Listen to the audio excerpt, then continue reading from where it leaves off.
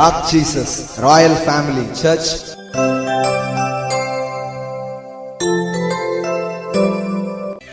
கர்த்தருடைய தன்மை எப்படிப்பட்டதா இருக்குதுன்னா, குணமாக்குவதே அவர் குணம்.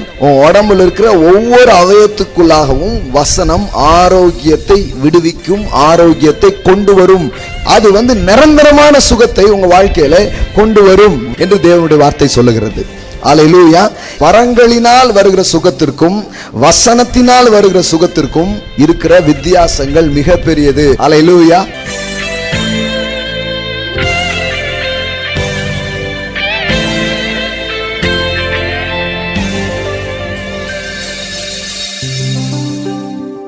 தேவன் இந்த வாரங்கள்ல நிறைய காரியங்களை பார்க்கும்படி கிருபை செய்தார். ஒரு விதை தான், ஒரு விதையில தான் ஆரம்பிக்கு. நிறைய பேருக்கு இது தெரியறது இல்லை. என்ன திணியோண்டு அப்படிமாங்க. விதைங்க, விதைக்குள்ள ஒரு மரம் ஒளிந்து கிடக்கிறது மட்டும் இல்லை, ஒரு விதைக்குள்ள ஒரு காடே இருக்கு. சாதாரணமாக பார்த்தீங்கன்னா ஒரு விதை தான், ஆனால் அந்த விதைக்குள்ள ஒரு மரமே இருக்கு. ஒரு மரத்துக்குள்ள ஏராளமான பழம் இருக்கு. அதுக்குள்ளெல்லாம் பார்த்தீங்கன்னா இன்னும் நிறைய மரம் இருக்கு. அப்போ கிட்டத்தட்ட பார்த்தா இத்தனையோண்டு இருக்கிற ஒரு மாங்கொட்டைக்குள்ள ஒரு மான் தோப்பே இருக்கு. அப்போ ஜீவனுள்ள தேவனுடைய வார்த்தை அதை விட எத்தனை சத்துவம் உள்ளதுங்கிறத யோசித்து பாருங்க. அழியாத வித்து, அதை போட்டோம்னா கட்டாயமாக முளைக்கும் பாருங்க. எங்கே வேணாலும் அது முளைக்கும். ஆவியானவர் அதுக்கு நீர் பாய்ச்சுவார், அதுக்கான உரம் சேர்ப்பார், அதை வளர வைப்பார். இந்த வருஷம் பெருக்கத்தின் வருஷம்னு சொன்ன தேவன் நம்மை பெருக பண்ணி கொண்டிருக்கிறார். அவர் உண்மை உள்ளவராக இருக்கிறார். இன்னும் ஏராளமான பெருக்கத்தின் காரியங்களை நாம் கேட்க போகிறோம், பார்க்க போகிறோம். ஆமென். இது இந்த ஊழியத்தில் மட்டும் இந்த அனாயிண்டிங் வேலை செய்கிறது இல்லை. இது உங்கள் பிஸ்னஸில், உங்கள் வாழ்க்கையில் நீங்கள் செய்கிற ஒவ்வொரு காரியங்களிலும் தேவனுடைய இந்த பெருக்கமானது கிரியை செய்ய ஆரம்பிக்கும். ஆமென். அதை எதிர்பாருங்க. தேவன் அப்படிப்பட்ட காரியங்களை நம்மை சுற்றிலும் செய்கிறார், நம்மை சூழ்ந்திருக்க அவர் பண்ணியிருக்கிறார். ஸோ தொடர்ந்து தேவனுடைய வார்த்தைக்கு நேராக நாம் போகலாம். ரொம்ப நாள் ஊழியத்தில் இந்த சப்ஜெக்ட் ஹீலிங் அப்படிங்கிற சப்ஜெக்ட் இடையில பேசியிருக்கிறேன்னு தவிர தொடர்ந்து பேச ஆரம்பித்ததில்லை. இப்போ தொடர்ந்து சுமார் 10 வாரங்களுக்கு மேலாக தெய்வீக சுகத்தை குறித்து நாம் படிக்க ஆரம்பிச்சிருக்கிறோம். அதில் நிறைய தலைப்புகளில் பேசியிருக்கிறோம். ஒவ்வொன்றா நீங்கள் கேட்பீங்க, அது கூட சீக்கிரமாக வரும். இன்றைக்கி அதிலிருந்து அந்த செய்தியை நாம் தொடரப்போகிறோம். 1 கொரிந்தியர் 11வது அதிகாரம், 1 கொரிந்தியர் 11வது அதிகாரம் எடுத்து வச்சுக்கோங்க. இந்த 1 கொரிந்தியர் 14ஆம் அதிகாரத்தில் கம்யூனியன் குறித்து, த லார்ட்ஸ் சஃபர், கர்த்தருடைய பந்தி, கர்த்தருடைய போஜனத்தை குறித்து இங்கே நாம் படிக்கிறோம். சுகத்திற்கான பல தெய்வீக வழிமுறைகளை வேதம் நமக்கு சொல்லுகிறது.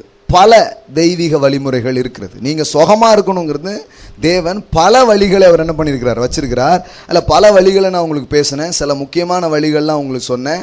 அவர் தம் வசனங்களை அனுப்பி உங்களை என்ன பண்ணுறாரு, குணமாக்கி. தேவனுடைய வார்த்தையே ஒரு மனிதனை என்ன பண்ணுது, சுகமாக்குகிற ஒன்றாக இருக்கிறது. God's medicine, God's word is God's medicine, God's medicine bottle அப்படின்னு சொல்லி ஒரு சாப்டர் உங்களுக்கு காமிச்சேன். ஞாபகம் இருக்குதுங்களா? அந்த சாப்டர் சொல்லுங்க பார்க்கலாம். நிறைய சொன்னீங்க. எதை பற்றி கேட்குறீங்க? நீதிமொழிகள் 4ஆம் அதிகாரம் 20வது 21வது வசனங்கள். அந்த 2 வசனங்கள் தெய்வீக சுகத்துக்கான ரொம்ப முக்கியமான வசனங்கள். அதில் இப்படி போட்டிருக்குது, என் மகனே என் வார்த்தைகளை கவனி. இந்த வசனங்கள் எதை விட்டு பிரியக்கூடாது? படிங்க, அந்த வசனம் படிங்க. என் மகனே என் வார்த்தைகளை கவனி, என் வசனங்களுக்கு உன் செவியை சாய்.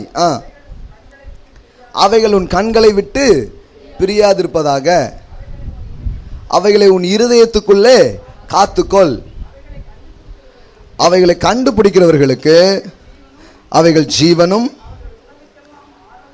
அவர்கள் உடலுக்கெல்லாம் ஆரோக்கியமாம் அப்படிங்கிறத குறித்து பேசணும். உடலுக்கெல்லாம் ஆரோக்கியம். எல்லாம் சொல்லுங்க, உடலுக்கெல்லாம் ஆரோக்கியம்.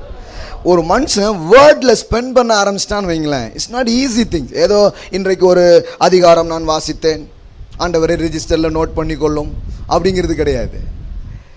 Spending time with word of God என்ன பண்ணுன்னா, அது உங்கள் ஆவி, ஆத்துமா, மனது எல்லா இதுலையும் தேவனுடைய ஜீவனை அது பாய்ச்ச ஆரம்பிக்கும். வசனத்தில் ஸ்பெண்ட் பண்ணாததுனால தான் இன்னைக்கு கவலை, உரி எல்லாத்துலேயும் இன்னைக்கு மனிதர்கள் இருந்து கொண்டிருக்கிறார்கள். வேதத்தை திறந்து வச்சு புரியுதோ புரியலையோ கொஞ்சம் படிங்க, கொஞ்சம் வாசிங்க. அப்படி வாசிக்க அப்புறம் அதை எடுத்து தியானிக்க ஆரம்பிங்க. அப்படியே தியானிங்க. அப்புறம் அதையே உங்கள் வாயில் வார்த்தைகளாக எடுத்து பேச ஆரம்பிங்க. இப்படி பண்ண என்ன நடக்க ஆரம்பிக்கும்னா, வேதம் சொல்லுகிறது அது உன் உடலுக்கெல்லாம் ஆரோக்கியம். ஹல்லேலூயா. உன் உடம்புல இருக்கிற ஒவ்வொரு அவயத்துக்குள்ளாகவும் வசனம் ஆரோக்கியத்தை விடுவிக்கும், ஆரோக்கியத்தை கொண்டு வரும் என்று தேவனுடைய வார்த்தை சொல்லுகிறது. ஹல்லேலூயா. இந்த வார்த்தையினால் வருகிற சுகத்தை போன்று ஒரு சுகம் கிடையவே கிடையாது. பாருங்க, சுகத்தில் பல வழி இருக்குது. ஒரு வரம் பெற்ற ஒருவர் அப்படின்னு சொல்லப்படுற இந்த கிஃப்ட்ஸ் ஆப்ரேட் பண்ணுற இதன் மூலம் நாம் இப்போ ஜோம் பண்ணுறோம். ஒருத்தருக்கு வியாதிகள் நீங்கட்டும், வலிகள் போகட்டும் அப்படிலாம் ஜோம் பண்ணுறோம். ஜோம் பண்ணலாம். அப்படி ஜோம் பண்ணுறது தப்பு கிடையாது. கை வைக்கலாம், கை வச்சு ஜோம் பண்ணலாம். ஜோம் பண்ணி அவங்க ஹீல் ஆகுறாங்க. ஆனால் அப்படி ஹீல் ஆகுறதுக்கும் வசனத்தினால ஒருவர் சுகமடைகிறதுக்கும் ரொம்ப டிஃப்ரெண்ட் இருக்குது. பாருங்கள், என்ன டிஃப்ரெண்ட்டு? இப்போ பார்த்தீங்கன்னா சில ஊழியக்காரங்களாம் கூட்டங்கள்லாம் நடக்கும், ரொம்ப பிரம்மாண்டமாக நடக்கும். 2 நாள் 3 நாள்லாம் நடக்கும். திடீர்னு இடுப்பு வலி போனது, கை வலி போனது, கால் சரியாச்சு, கட்டி மறைஞ்சிச்சு, நோய் சோகமாச்சுலாம் நிறைய சாட்சிகள்லாம் வரும். Thank God. அப்படிப்பட்ட அற்புதங்களுக்காக தேவனுக்கு ஸ்தோத்திரம். அதெல்லாம் ரொம்ப நல்லது. ஆனால் என்ன ஆகிடும்னா, இந்த ஊழியக்காரர் போயிடுவார். அடுத்தால என்ன ஆகிடும்னா, இதே ஆளுக்கு வலது பக்கம் இருந்த கட்டி இப்போ இடது பக்கம் வந்துடுச்சிங்க அப்படிம்பாங்க.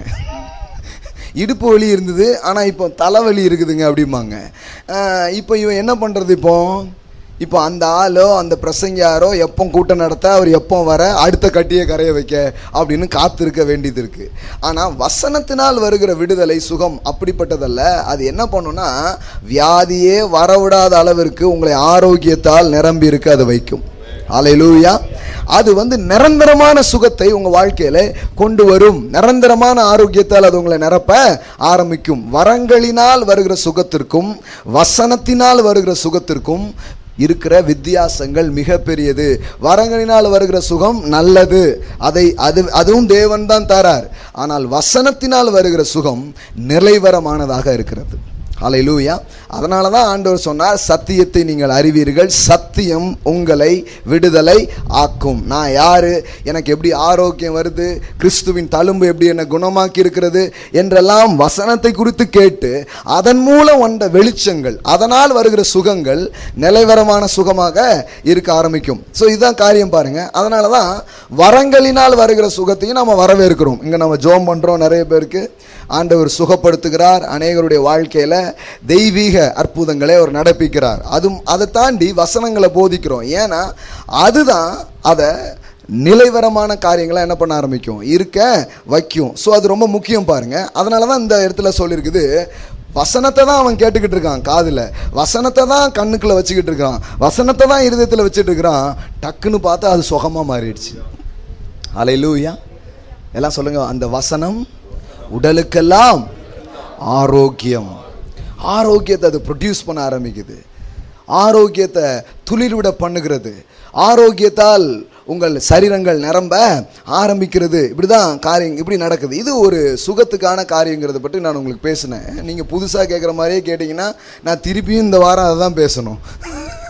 இது இப்படி தான் தெய்வீக சுகத்தை கர்த்தர் என்ன பண்ணுறார், தரார் அப்படின்னு சொல்லி பேசினேன். இன்னொன்று என்னென்னா, கர்த்தருடைய தன்மை எப்படிப்பட்டதா இருக்குதுன்னா, குணமாக்குவதே அவர் குணம்.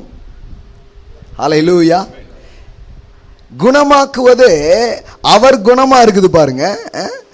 அப்போ நீங்க யாத்திராகமத்திலிருந்து நான் உங்களுக்கு காமிச்சேன். அவர் சொல்றார், நானே உன் பரிகாரியாகிய கர்த்தர். அப்படின்னா என்ன? நானே உன்னை குணமாக்குகிறவர். God's nature is to heel.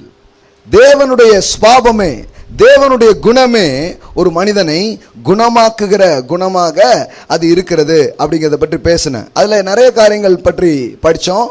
அதில் என்னெல்லாம் பேசணும்னு சொன்னால், அவர் என்னவாக இருக்கிறார் என்பதிலிருந்து நாம் என்னவாக இருக்கிறோம் என்பது தீர்மானிக்கப்படுகிறது என்பதை பற்றி படித்தோம். ஞாபகம் இருக்குதுங்களா? எங்கேயோ கேட்ட மாதிரி இருக்குதுல்ல? இங்கே தான் கேட்டீங்க. எல்லாம் சொல்லுங்க, நான் என்னவா இருக்கிறேன் என்பது அவர் என்னவா இருக்கிறார் என்பதிலிருந்து இருக்கிறது. நம்ம கேமராமேன் வராது எவ்வளோ விடுதலையா இருக்கு.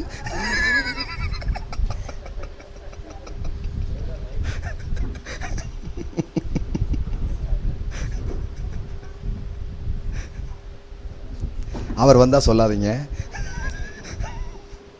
ஸோ காட்ஸ் நேச்சர் அது எதுவா இருக்குதுன்னா, God's nature is to heal. அது உங்களை குணமாக்குவது தான் அவருடைய குணமா இருக்கிறது. தேவன் குணமாக்குகிறவராக ஏன் தன்னை வெளிப்படுத்துகிறார் அப்படின்னு சொன்னா, அவர் யார் என்று தருகிற வெளிப்பாட்டுக்குள்ளே நாம் என்னவா இருக்க வேண்டும், என்னவா இருக்க முடியும் என்பது அதிலிருந்து என்ன பண்ண ஆரம்பிக்குது, வெளியில வர ஆரம்பிக்கிறது. ஜெயமோ கர்த்தரால் வரும் அப்படின்னா என்ன அர்த்தம்? ஜெயம் கொடுக்கிற தேவனா? இல்ல, அவர் என்னவா இருக்கிறார் என்பதிலிருந்து நீங்கள் என்னவா இருக்க முடியும் என்பது வருகிறது. அப்போ அவர் ஜெயம் கொடுக்கிறவர் என்கிறது அப்படி ஒரு ரெவலேஷன் அவர் தராருன்னா என்ன அர்த்தம்? நீங்க ஜெயமா வாழ முடியும்னு அர்த்தம். அவர் ஐஸ்வர்ய சம்பர்ணர் அப்படின்னு ஒரு வெளிப்பாடு வருதுன்னு வைங்க. அப்போ அது எதை காமிக்குது?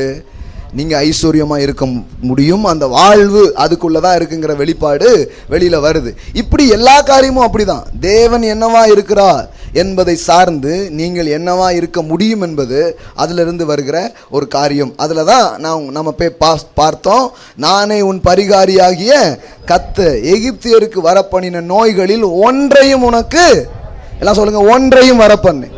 கர்த்தர் சொல்றாரு, ஒரு நோயையும் உனக்கு வரப்பண்ணேன், ஒரு நோயும் உனக்கு வரப்பண்ணேன். ஒரு நோயும் உனக்கு இருக்க, ஒரு நோயும் வரப்பண்ணேன்னு அர்த்தம். அப்ப ஒரு நோயும் உங்ககிட்ட இருக்க கூடாது. உங்ககிட்ட மட்டும் இருக்கக்கூடாதுன்னு சொல்லல, உன் மிருக ஜீவன்ல இருக்கக்கூடாதுன்ட்டு. ஹல்லேலூயா! எப்படிப்பட்ட ஒரு இருதயம் பாருங்க. உன் வீட்டில் ஆடு மாடு கோழிலாம் இருந்தா அதுக்கு கூட வியாதி இருக்கக்கூடாது, அது கூட சுகவீனமா இருக்கக்கூடாது. உன் தேசத்திலே மலடு இருப்பதில்லை, மிருக ஜீவனுக்குள்ளே ஆணிலாகிலும் பெண்ணிலாகிலும் ஒன்றும் மலடாக இருப்பது இல்லை. மலட்டுத்தன்மை மிருகங்களுக்குள்ளே இருக்கக்கூடாதுங்கிறாருன்னா யோசித்து பாருங்க. தேவனுடைய இருதயம், தேவனுடைய சுகமாக்குகிற அந்த இருதயம் எந்த அளவுக்கு மனிதன் மேலே இருக்கிறது அப்படிங்கிறத சிந்திச்சு பாருங்க. ஸோ இதெல்லாம் நம்ம பார்த்தோம், இதெல்லாம் பேசணும். இன்னும் சில காரியங்களை படித்தோம். ஞாபகப்படுத்துவா? ஞாபகம் இருக்குதா? மீட்பிலே எப்படி சுகம் இருக்கிறது என்பதை குறித்து பேச ஆரம்பித்தோம். ஞாபகம் இருக்குதுல? கேட்ட மாதிரி இருக்குதுலாம். இதெல்லாம் மீட்பில் சுகம் எப்படி இருக்குது அப்படிங்கிறது பேச ஆரம்பித்தோம்.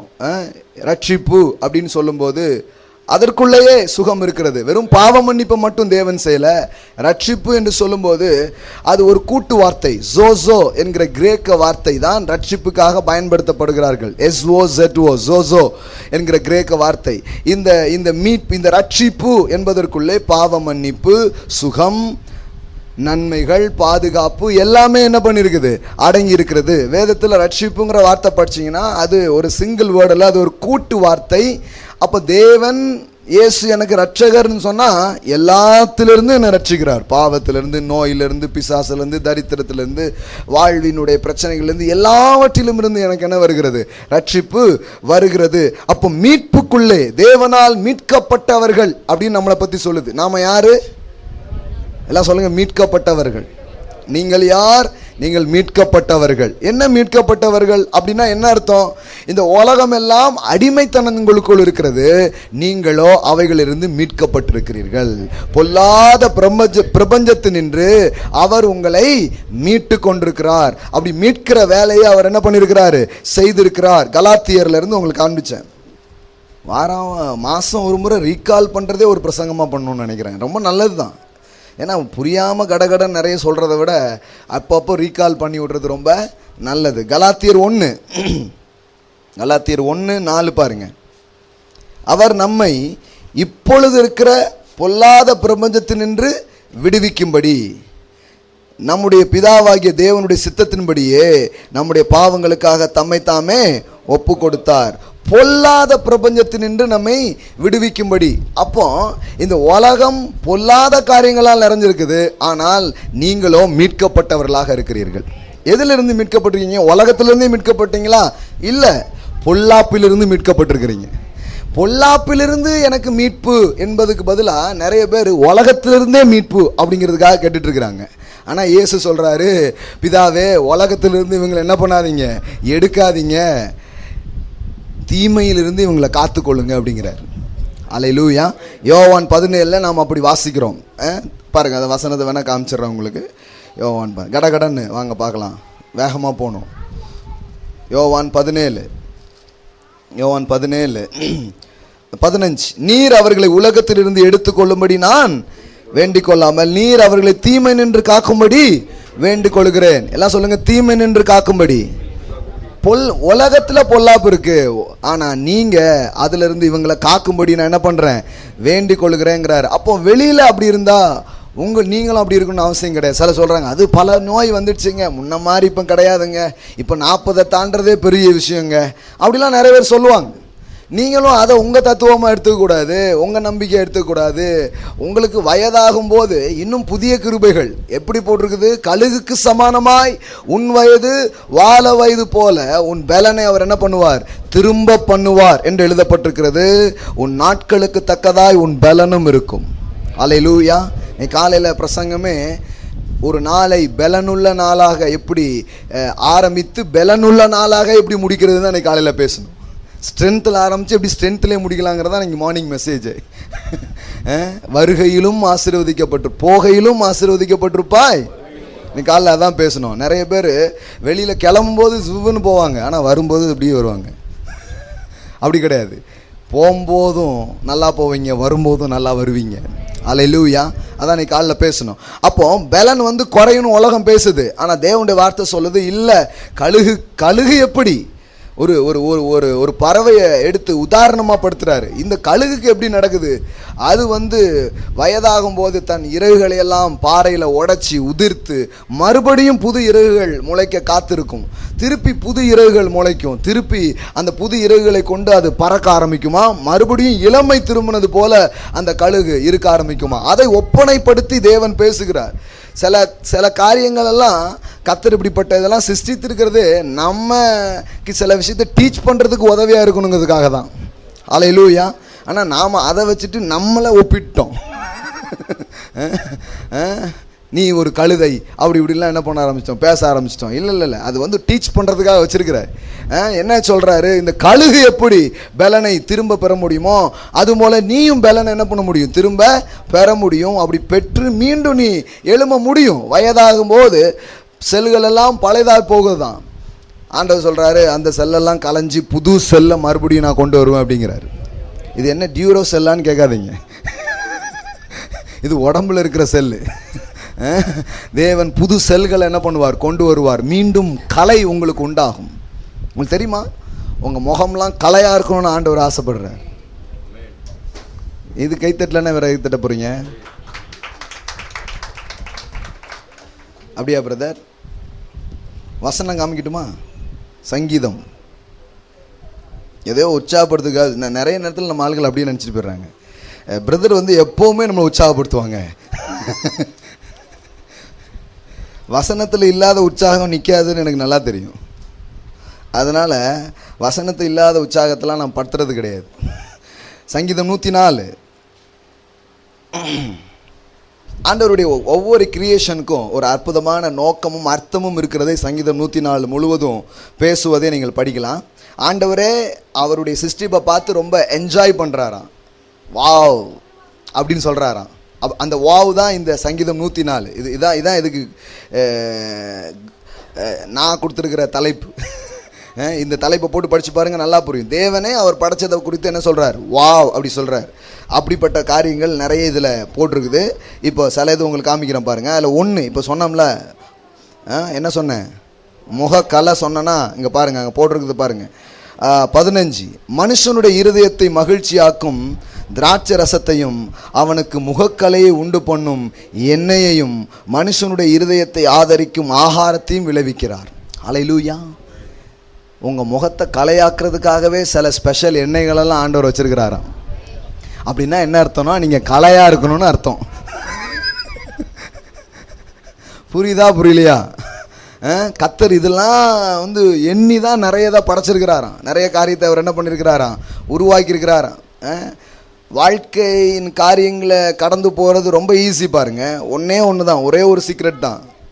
எல்லா விஷயத்துலையும் ஆண்டவரை மிக்ஸ் பண்ணுங்க, வாழ்க்கை ரொம்ப அழகாக ஆரம்பிச்சிடும். ஹல்லேலூயா. நமக்கு அப்படி மிக்ஸ் பண்ண தெரியல. அதனால எந்த ஏரியாவில் நீங்கள் மிக்ஸ் பண்ணலையோ அந்த ஏரியா டல்லாக இருக்கும். எங்கு கொண்டு வந்து தேவனை நாம் கலக்கவில்லையோ அந்த ஏரியா கலங்கி போயிருக்கும். அங்கே மட்டும் நீங்கள் அவரை மிக்ஸ் பண்ணி பாருங்கள். உங்கள் ஃபேமிலி, உங்கள் ஃபைனான்ஸ், உங்கள் காரியம் எல்லாத்துலேயும், ஈவன் உங்கள் பாடி கண்டிஷனில் கூட கர்த்தர் இந்த சரீரத்தை உண்டு பண்ணியிருக்கிறார். இதை பற்றிலாம் ஒரு நாள் நான் பேசினேன், ஞாபகம் இருக்குதுங்களா? இதெல்லாம் பேசிட்டோம் ஆல்ரெடி. இந்த சரீரம் வந்து எதா இருக்குது, தேவனுடைய ஆலயமாக இருக்குது. இது தேவனே வாசம் பண்ணுற இடமா இருக்குது. இந்த சரீரம் ஆரோக்கியமாக, இந்த சரீரம் ரொம்ப முக்கியம். இந்த சரீரம் நன்றாக இருக்கிறத கர்த்தர் என்ன பண்ணுறாரு, விரும்புகிறார். கர்த்தரோடு ஒரு நோக்கத்தோடு என்ன அனுப்பியிருக்கிறார். அதை செய்கிறதுக்காக தான் நான் இருக்கிறேன்னு யோசிங்க, சரீரம் ரொம்ப நல்லாக ஆரம்பிச்சிடும். அல்லேலூயா. அப்படிதான் சரீரம் ஆரோக்கியம் அடையும் பாருங்க. அப்போ இது எல்லாமே தேவனை உங்கள் காரியங்களை கொண்டு வந்து கலக்கும் போது அப்படிப்பட்ட காரியங்கள் நடக்க ஆரம்பிக்கிறது. ஓகே, இது மீட்புக்குள்ளாக இப்படிப்பட்ட ஆசீர்வாதங்கள்லாம் இருக்குங்கிறத பற்றி என்ன பண்ணியிருக்கோம், நிறைய பேசியிருக்கிறோம். இதை திருப்பி திருப்பி இன்னும் கேட்கணும். இன்னும் சில காரியங்கள் நம்ம பேசணும். எப்படி இந்த பலவீனங்களை எதிர்க்கிறது அப்படிங்கிறதெல்லாம் பற்றி என்ன பண்ணணும், பேசணும். ஸோ இன்னைக்கு இந்த கொரிந்தியர் 11 இருக்கக்கூடிய தெய்வீக வழிமுறைகளில் ஒன்றாக இருக்கக்கூடிய கம்யூனியன், ஹீலிங் த்ரூ கம்யூனியன், எப்படி கர்த்தருடைய பந்தியை நாம் எடுத்துக்கொள்வதன் மூலம் தெய்வீக ஆரோக்கியத்தையும் தெய்வீக சுகத்தையும் நாம் அனுபவிக்க முடியும் என்பதை குறித்து நாம் இன்னைக்கு படிக்க ஆரம்பிக்க போகிறோம். இன்றைக்கி அதை ஸ்டார்ட் பண்ணலாம். இது ஒரு கொஞ்சம் லாங் சப்ஜெக்டு. இன்னும் ஒரு 2-3 வாரங்களாவது குறைந்தபட்சம் அது போகும். தொடர்ந்து கேளுங்க, மிஸ் பண்ணாதீங்க ஒரு வாரம் கூட. இது சுகத்தை விடுவிக்கிற ஒரு அற்புதமான காரியம். நான் இப்படி ஒவ்வொரு காரியமாக எடுத்து பேசிகிட்டே இருக்கும்போது என்ன இதாகுதுன்னா, நான் நல்லா இருக்கிறதுக்கு தேவன் கோடி வழிகளை வைத்திருக்கிறார். எப்படியோ நீ நல்லா இரு அப்படிங்கிறாரு. ஒன்றை விட்டாவது ஒன்றை பிடிச்சிடணும் இவன் அப்படின்னு நினைக்கிறாரு. புரியுதுங்களா உங்களுக்கு? சிலருக்கு ஒன்று சிலது கிளிக் ஆகும், சிலருக்கு கிளிக் ஆகாது. இப்படி ஆண்டவர் நிறைய வச்சிருக்கிறார். ஆனால் இந்த கம்யூனியன் வந்து ரொம்ப முக்கியமான ஒரு காரியமாக இருக்கிறது. இது மூலம் எப்படி சுகம் உண்டாகுது அப்படிங்கிறத நம்ம படிக்கணும். முதல்ல சுகம் தேவன் தருகிற ஆசீர்வாதங்களில் ஒரு ரொம்ப சிறந்த ஆசீர்வாதமாக அது இருக்கிறது. எல்லாம் சொல்லுங்க, சுகம் என்பது தேவன் தருகிற ஆசீர்வாதம். நீங்கள் சுகமாய் இருக்கிறதை தேவன் விரும்புகிறார். தேவன் அதை விரும்புகிறார். நல்லா புரிஞ்சுக்கோங்க. வசனம் சொல்லுகிறது, தம்முடைய ஊழியக்காரரின் சுகத்தை கர்த்தர் எதை விரும்புகிறார்? சுகத்தை விரும்புகிற கர்த்தருக்கு மகிமை உண்டாவதாக என்று எப்பொழுதும் சொல்ல கடவீர்கள். அப்படின்னா என்ன? உங்க வாழ்வை தேவன் விரும்புகிறார். எல்லாரும் சொல்லுங்க, நல்ல வாயை திறந்து, தேவன் என் வாழ்வை விரும்புகிறார். என் குடும்பத்திலே, என் சரீரத்திலே, என் பிள்ளைகளிலே, என் சமூகத்திலே, நான் செய்யும் வேலையிலே, எல்லாவற்றிலேயும் கர்த்தர் என் வாழ்வை விரும்புகிறார். ஹல்லேலூயா. இந்த எண்ணமே உங்களுக்கு ஜீவனை ப்ரொடியூஸ் பண்ணுற எண்ணம் பாருங்க. இந்த எண்ணமே நிறைய பேருக்கு இல்லாதனால தான் அப்படியே உட்காந்துருக்காங்க. ஏன் அப்படி உட்காந்துருக்காங்க? அதை எப்படி பண்ணுங்க, இதை எப்படி செய்யுங்க. ஏன்னா இங்கே கர்த்தரே அவுட் ஆஃப் சேஷன். கர்த்தர் அவுட் ஆஃப் சேஷன் ஆனதுனால இங்கே ஒன்றுமே சிந்திக்கவே முடியல.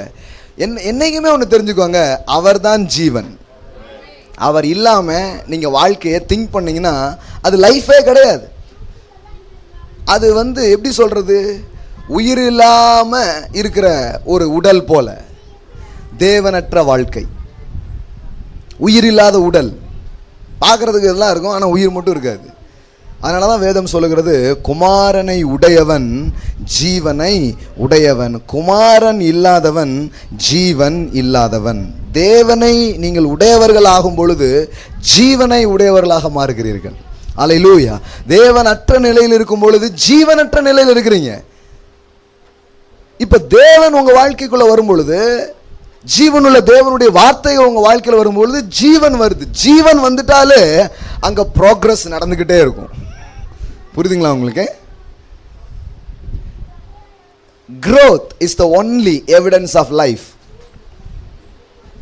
வளர்ச்சி என்பதுதான் ஜீவனுக்கான அடையாளமாக இருக்கிறது. அப்ப ஜீவன் இருந்தா வளர்ச்சி வரும். அல்லேலூயா. ஜீவ வார்த்தைகள், ஜீவனுள்ள தேவனோடு இருக்கிற தொடர்புகள், இவைகள் எல்லாம் உங்க வாழ்க்கையில வளர்ச்சியை கொண்டு வந்தே தீரும். தடுக்கவே முடியாது. வளர்ச்சி நடந்தே இருக்கும், நடந்துகிட்டே இருக்கும். அதை யாரும் என்ன பண்ண முடியாது, தடுக்கவே முடியாது. சுவர்லாம் எழுப்புனா என்ன ஆகும்? சுவரை தாண்டி வளரும். அல்லேலூயா. சில செடிகள்லாம் பாருங்க, இப்போ இந்த பக்கத்து வீட்டு எங்கள் வீடு பார்த்தீங்கன்னா அங்கே இருக்கு அங்கே போகும், அங்கே இருக்கு இங்கே வரும். இது அடுத்த வீடு அப்படிங்கிறதுலாம் அதுக்கு தெரியாது. அது அம்பாட்டுக்கு வளரும். விட்டா அங்கே தாண்டி அங்கே வரைக்கும் போயிடும். லைஃப் இருந்ததுன்னா போதும், அது ஓவர் கம் பண்ணி என்ன பண்ண ஆரம்பிக்கும், வளர ஆரம்பிக்கும். ஸோ கர்த்தருடைய வார்த்தை, கர்த்தரை மிக்ஸ் பண்ணும்போது வாழ்க்கை ஜீவனற்றதாக இருக்காது. அதில் ஒரு ஜீவன் ஆக்டிவேட் நடந்துக்கிட்டே இருக்க ஆரம்பிக்கும். பாருங்கள், நிறைய பேருக்குள்ளே இது இல்லை. இன்னைக்கு சாயங்காலம் இதே நான் சொல்கிறேன்னா ஒரு மாதிரி இருக்கிறீங்கன்னா, வேர்டும் கிடையாது, ஆண்டவரோட ஒரு ஃபெலோஷிப்பே கிடையாது. அப்புறம் என் பிரதர் ஒரே பிரச்சனையாக இருக்குது பிரதர்னா, அவர் எப்படி பிரச்சனை? பிரதராக மாற்றுவார் எல்லா பிரச்சனையும்? பிரதர் ஒன்றும் மாற்றவே முடியாது. கர்த்தரோடு இருக்கிற ஐக்கியம், தேவ வார்த்தை, இவைகள் எல்லாம் உங்கள் வாழ்க்கைக்குள்ளே சேரும்போது ஒரு ஜீவன் வரும். உங்கள் ஸ்டடியாக இருக்கலாம், உங்கள் வேலையாக இருக்கலாம், நீங்கள் பண்ணுறது எதுவாக இருக்கலாம், அதில் ரொம்ப ஆக்டிவாக நீங்கள் காரியங்களை செய்ய ஆரம்பிச்சிருவீங்க. ஆமென். ஒரு அம்மாவா, ஒரு குடும்ப பெண்மணியாக இருப்பீங்க, ரொம்ப நல்லா இருக்கும் உங்களுக்கு. நீங்கள் அந்த ஜீவனில் இருக்கும்போதே உங்கள் ஃபேமிலியில் இருக்கிற எல்லா காரியத்தையும் ஹேண்டில் பண்ணுறதுக்கு வேண்டிய சத்துவம் அதிலிருந்தே உங்களுக்கு என்ன பண்ண ஆரம்பிக்கும், கிடைக்க ஆரம்பிக்கும். அப்படிதான் வாழ்க்கையை வாழ்றபடியாக கர்த்தர் படைச்சிருக்கிறார். நீங்கள் அதை விட்டுட்டு வேறு விதத்திலே வாழ்வை தெரிந்து கொள்ளும் போது வாழ்க்கை வெற்றியாக போவது இல்லை என்பதை நாம் புரிந்து கொள்ள வேண்டும். மனுஷன் அப்பத்தினால் மாத்திரம் அல்ல, தேவனுடைய வாயிலிருந்து புறப்படுகிற ஒவ்வொரு வார்த்தையினாலும் பிழைப்பான். வார்த்தையில பிழைப்பீங்கன்னு அவர் வச்சதுக்கு அப்புறம் அதை விட்டுட்டு வேற எதுலையாவது பிழைக்கணும்னு நினைச்சா அங்கே பிழைக்க முடியாது, வாழ்வு வர முடியாது. பாருங்க, அப்போ கரெக்டாக பிடிச்சிக்கணும். அதன் அடிப்படையில் தான் நடக்க ஆரம்பிக்கும். அப்போ சுகம் என்பது ஒரு மாபெரும் ஆசீர்வாதம். எல்லாம் சொல்லுங்க, சுகம் என்பது ஒரு ஆசீர்வாதம். அப்போ வியாதி கரெக்டாக பகுத்துடணும். வியாதி என்னது? சாபம். அது சாபத்தின் அறிகுறி. அது உங்கள் வாழ்க்கையில் இருக்கக்கூடாது. இருக்குதுன்னா நீங்கள் சபிக்கப்பட்டவங்க நினைக்கக்கூடாது. நீங்கள் ஆசீர்வதிக்கப்பட்டிருக்கீங்க. அந்த ஆசீர்வாதத்தை வச்சு அந்த சாபத்தை எதிர்க்கணும், அது வெளியில் அனுப்பணும், அதை சீக்கிரமாக. அல்லேலூயா. பரவாயில்ல இருந்துட்டு போட்டும் பிரதர், அது வருமாமே அப்படின்ட்டு இருக்கக்கூடாது.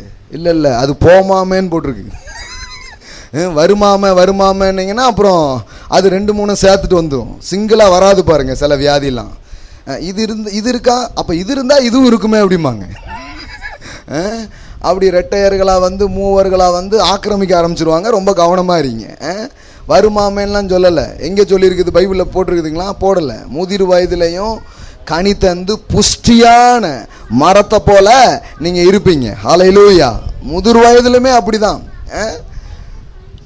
அப்போ ஆரோக்கியம்ங்கிறது எல்லா வயதினருக்கும் எல்லா தரப்பினர்களும் என்ன பண்ண முடியும், அனுபவிக்க முடியும் அப்படிங்கிறது. நீ காலையில் கூட எப்படி தேவனுடைய பிரசன்னத்திலிருந்து ஒரு பலன் ஒரு மனிதனுக்கு உண்டாகிறது நீ காலையில் பேசணும். இளைஞர்கள் இளைப்படைந்து சோர்ந்து போகிறார்கள், ஆனால் கர்த்தருக்கு காத்திருக்கிறவர்கள் புது பலன் அடைகிறார்கள். அங்கேயும் கழுக தான் சொல்லியிருக்குது.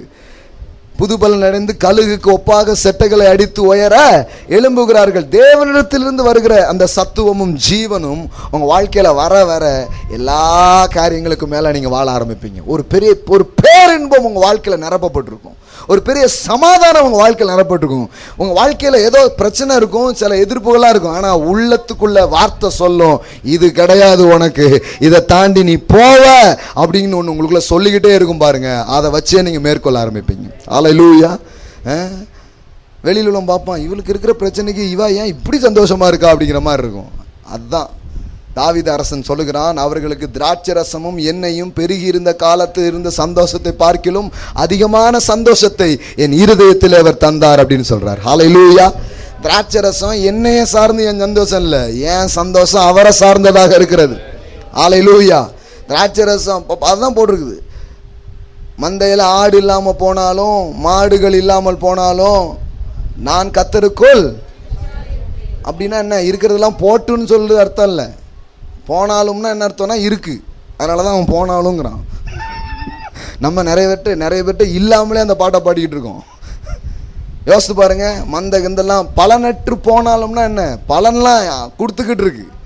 கொடுத்துட்டு இருக்கும்போது தான் சொல்கிறான் பலன் கொடுத்துட்டு இருக்கு. ஆனால் அற்று போனால் கூட நான் கலங்க மாட்டேன், ஏன்னா என் தேவனுக்குள்ளே நான் களி கூட போகிறேன். ஹல்லேலூயா. அப்படி இருந்ததுன்னா பலன் இல்லாமல் போகாது பாருங்க. இப்போ அதான் இது இப்படி ஆன பிறகு அது அப்படி ஆயிடுது. அதுதான் காரியம் பாருங்க. ஓகே, அப்போ சுகங்கிறது ஒரு ஆசீர்வாதம். எல்லாம் சொல்லுங்க, சுகம் என்பது ஒரு ஆசீர்வாதம், வியாதி என்பது சாபம். அதே போல இப்படி தூக்கி போடுங்க, செழிப்பு என்பது ஆசீர்வாதம், வறுமை என்பது சாபம். எப்படிங்க நீங்கள் எப்படி டிஃபைன் பண்ண முடியும்? நான் டிஃபைன் பண்ணல, வேதவசனம் தான் அதை டிஃபைன் பண்ணுது. உபாகமம் 28 எடுத்துகிட்டு போய் வீட்டில் நல்லா தியானிங்க. அதில் செழிப்பு எந்த லிஸ்ட்டில் வருதுன்னு பாருங்கள், சுகம் எந்த லிஸ்ட்டில் வருதுன்னு பாருங்கள். நாங்கள் சொல்கிறதெல்லாம் போய் கொஞ்சம் ஒர்க் அவுட் பண்ணுங்கள், பண்ணிங்கன்னா தான் நல்லாயிருக்கும். நான் கிட்டத்தட்ட அப்படி எடுத்து உங்களுக்கு சொல்லாமல் பெரிய விஷயங்களை சொல்லிடுறோம். வார நாட்களில் போய் வீட்டில் அதை செஞ்சு பாருங்கள். இதெல்லாம் குறித்து வச்சுக்கணும். உபாகம் 28, இப்போ சங்கீதம் 104, இதெல்லாம் எடுத்து நீங்கள் தியானிக்கணும். எதை படிக்கிறதுன்னு கேட்குறாங்க. இங்கே அப்பப்போ சொல்கிற குறிப்புகளே எடுத்து வச்சிங்கன்னா அந்த வாரத்தில் சூப்பராக பைபிள் ஸ்டடி நீங்கள் பண்ண ஆரம்பிச்சிடுவீங்க. ஹல்லேலூயா. அதனால் டெவலப் பண்ணலாம் நீங்கள். அதில் பாருங்கள், வியாதி எந்த லிஸ்ட்டில் வருது? சாப லிஸ்ட்டில் வருது. சுகம் எந்த லிஸ்ட்டில் வருது? ஆசீர்வாதங்கள் லிஸ்ட்டில் வருது. செழிப்பு எந்த லிஸ்ட்டில் வருது? வறுமை எந்த லிஸ்ட்டில் வருது? நீ ஒன்றுமில்லாமல் போவ அப்படிங்கிறது சாபம், அது சாப லிஸ்ட்டில் வருது. அப்போ சுகம் என்பது ஒரு ஆசீர்வாதம். இன்னும் சொல்ல போனால் பொருளாதார ஆசீர்வாதத்தை விட இன்னும் ஒருபடி முக்கியமான ஆசீர்வாதம் இருக்குன்னா அது தெய்வீக சுகம்தான். ஹல்லேலூயா. 100 கார் இருக்கலாம், ஆனால் பேக் பெயினில் ஒருத்தர் கடந்தாருன்னா எந்த காரை ஓட்ட? யோசித்து பாருங்க, ஒரு காரையும் ஓட்டவே முடியாது பாருங்க. அப்போ 100 காரை நாம் பெற்று அனுபவிக்கணும்னா கூட நமக்கு என்ன தேவைப்படுது? ஆரோக்கியம் தேவைப்படுது. வகை வகையாக வச்சிடுறாங்க உணவு. ஆனால் டாக்டர் சொல்லிட்டார் ஒன்றும் அப்படின்றதாரு. வாழ்க்கையே தான் போகுது. இல்லைன்னா திருட்டுத்தனமாக எடுத்து லபக்குன்னு ஒய்ஃபுக்கு தெரியாமல் எதையாவது சாப்பிட்டுட்டு அப்படியே போக வேண்டியது இருக்குது பாருங்கள். இதெல்லாம் தாண்டணும். இது அனுபவமாக இருந்தாலும் இதை தாண்டிடணும். இது கிடையாது கர்த்தாவே, நான் அனுபவிப்பதற்கு சகலவித நன்மையும் எனக்கு என்ன கொடுக்குறீங்க? சம்பூர்ணமாக கொடுக்குறீங்க. ஹல்லேலூயா. தேவன் வெறுமனையாக கொடுக்கறது இல்லை, அது கூட இன்னொன்னையும் சேர்த்து கொடுக்குறாரு, அனுபவிப்பதற்கான அனுக்கிரகம். தெரியுமா உங்களுக்கு? பாருங்கள், பிரசங்கியில் காமிக்கிறேன் பாருங்கள். பிரசங்கி 3 எடுத்தீங்களா? பிரசங்கி 3:13 பாருங்கள். அன்றியும் மனுஷர் யாவரும் புசித்து குடித்து தங்கள் சகல பிரயாசத்தின் பலனையும் அனுபவிப்பது தேவனுடைய அனுக்கிரகம். அது தேவனுடைய அனுக்கிரகத்தில் ஒன்றா இருக்குது பாருங்க. அந்த அனுக்கிரகம் அவனுக்கு இருந்தால் தான் அவனால் அனுபவிக்கவே முடியும் என்று வேதவசனம் சொல்லுகிறது பாருங்கள். பிரசங்கியில் இப்படி இதை பற்றி நிறைய வசனங்கள் இருக்குது, இந்த அனுக்கிரகம் இருந்தால் தான் அனுபவிக்க முடியும்ட்டு. ஏன்னா சாலமோன் ராஜாவுக்கு அது ரொம்ப நல்லா தெரியும். அதனால தான் அவர் ரொம்ப அதை பற்றி என்ன பண்ணுறார், நிறைய எழுதுகிறார். அப்போது மற்ற எல்லா ஆசீர்வாதத்தை விட, பொருளாதார ஆசீர்வாதத்தை விட இன்னும் ஒருபடி மேலே போய் சொல்லணும்னா தெய்வீக சுகம், ஆரோக்கியம் என்பது ஐஸ்வர்யத்தை விட இன்னொரு படி மேலான ஆசீர்வாதமாக இருக்கிறது. ஹல்லேலூயா. நல்ல குடும்பம் இருக்கிறது ஒரு ஆசீர்வாதம் தான். ஆனால் ஆரோக்கியமே உங்களுக்கு இல்லைன்னு வைங்களேன், அப்பா வாங்க விளையாடுவோன்னா எங்கே போய்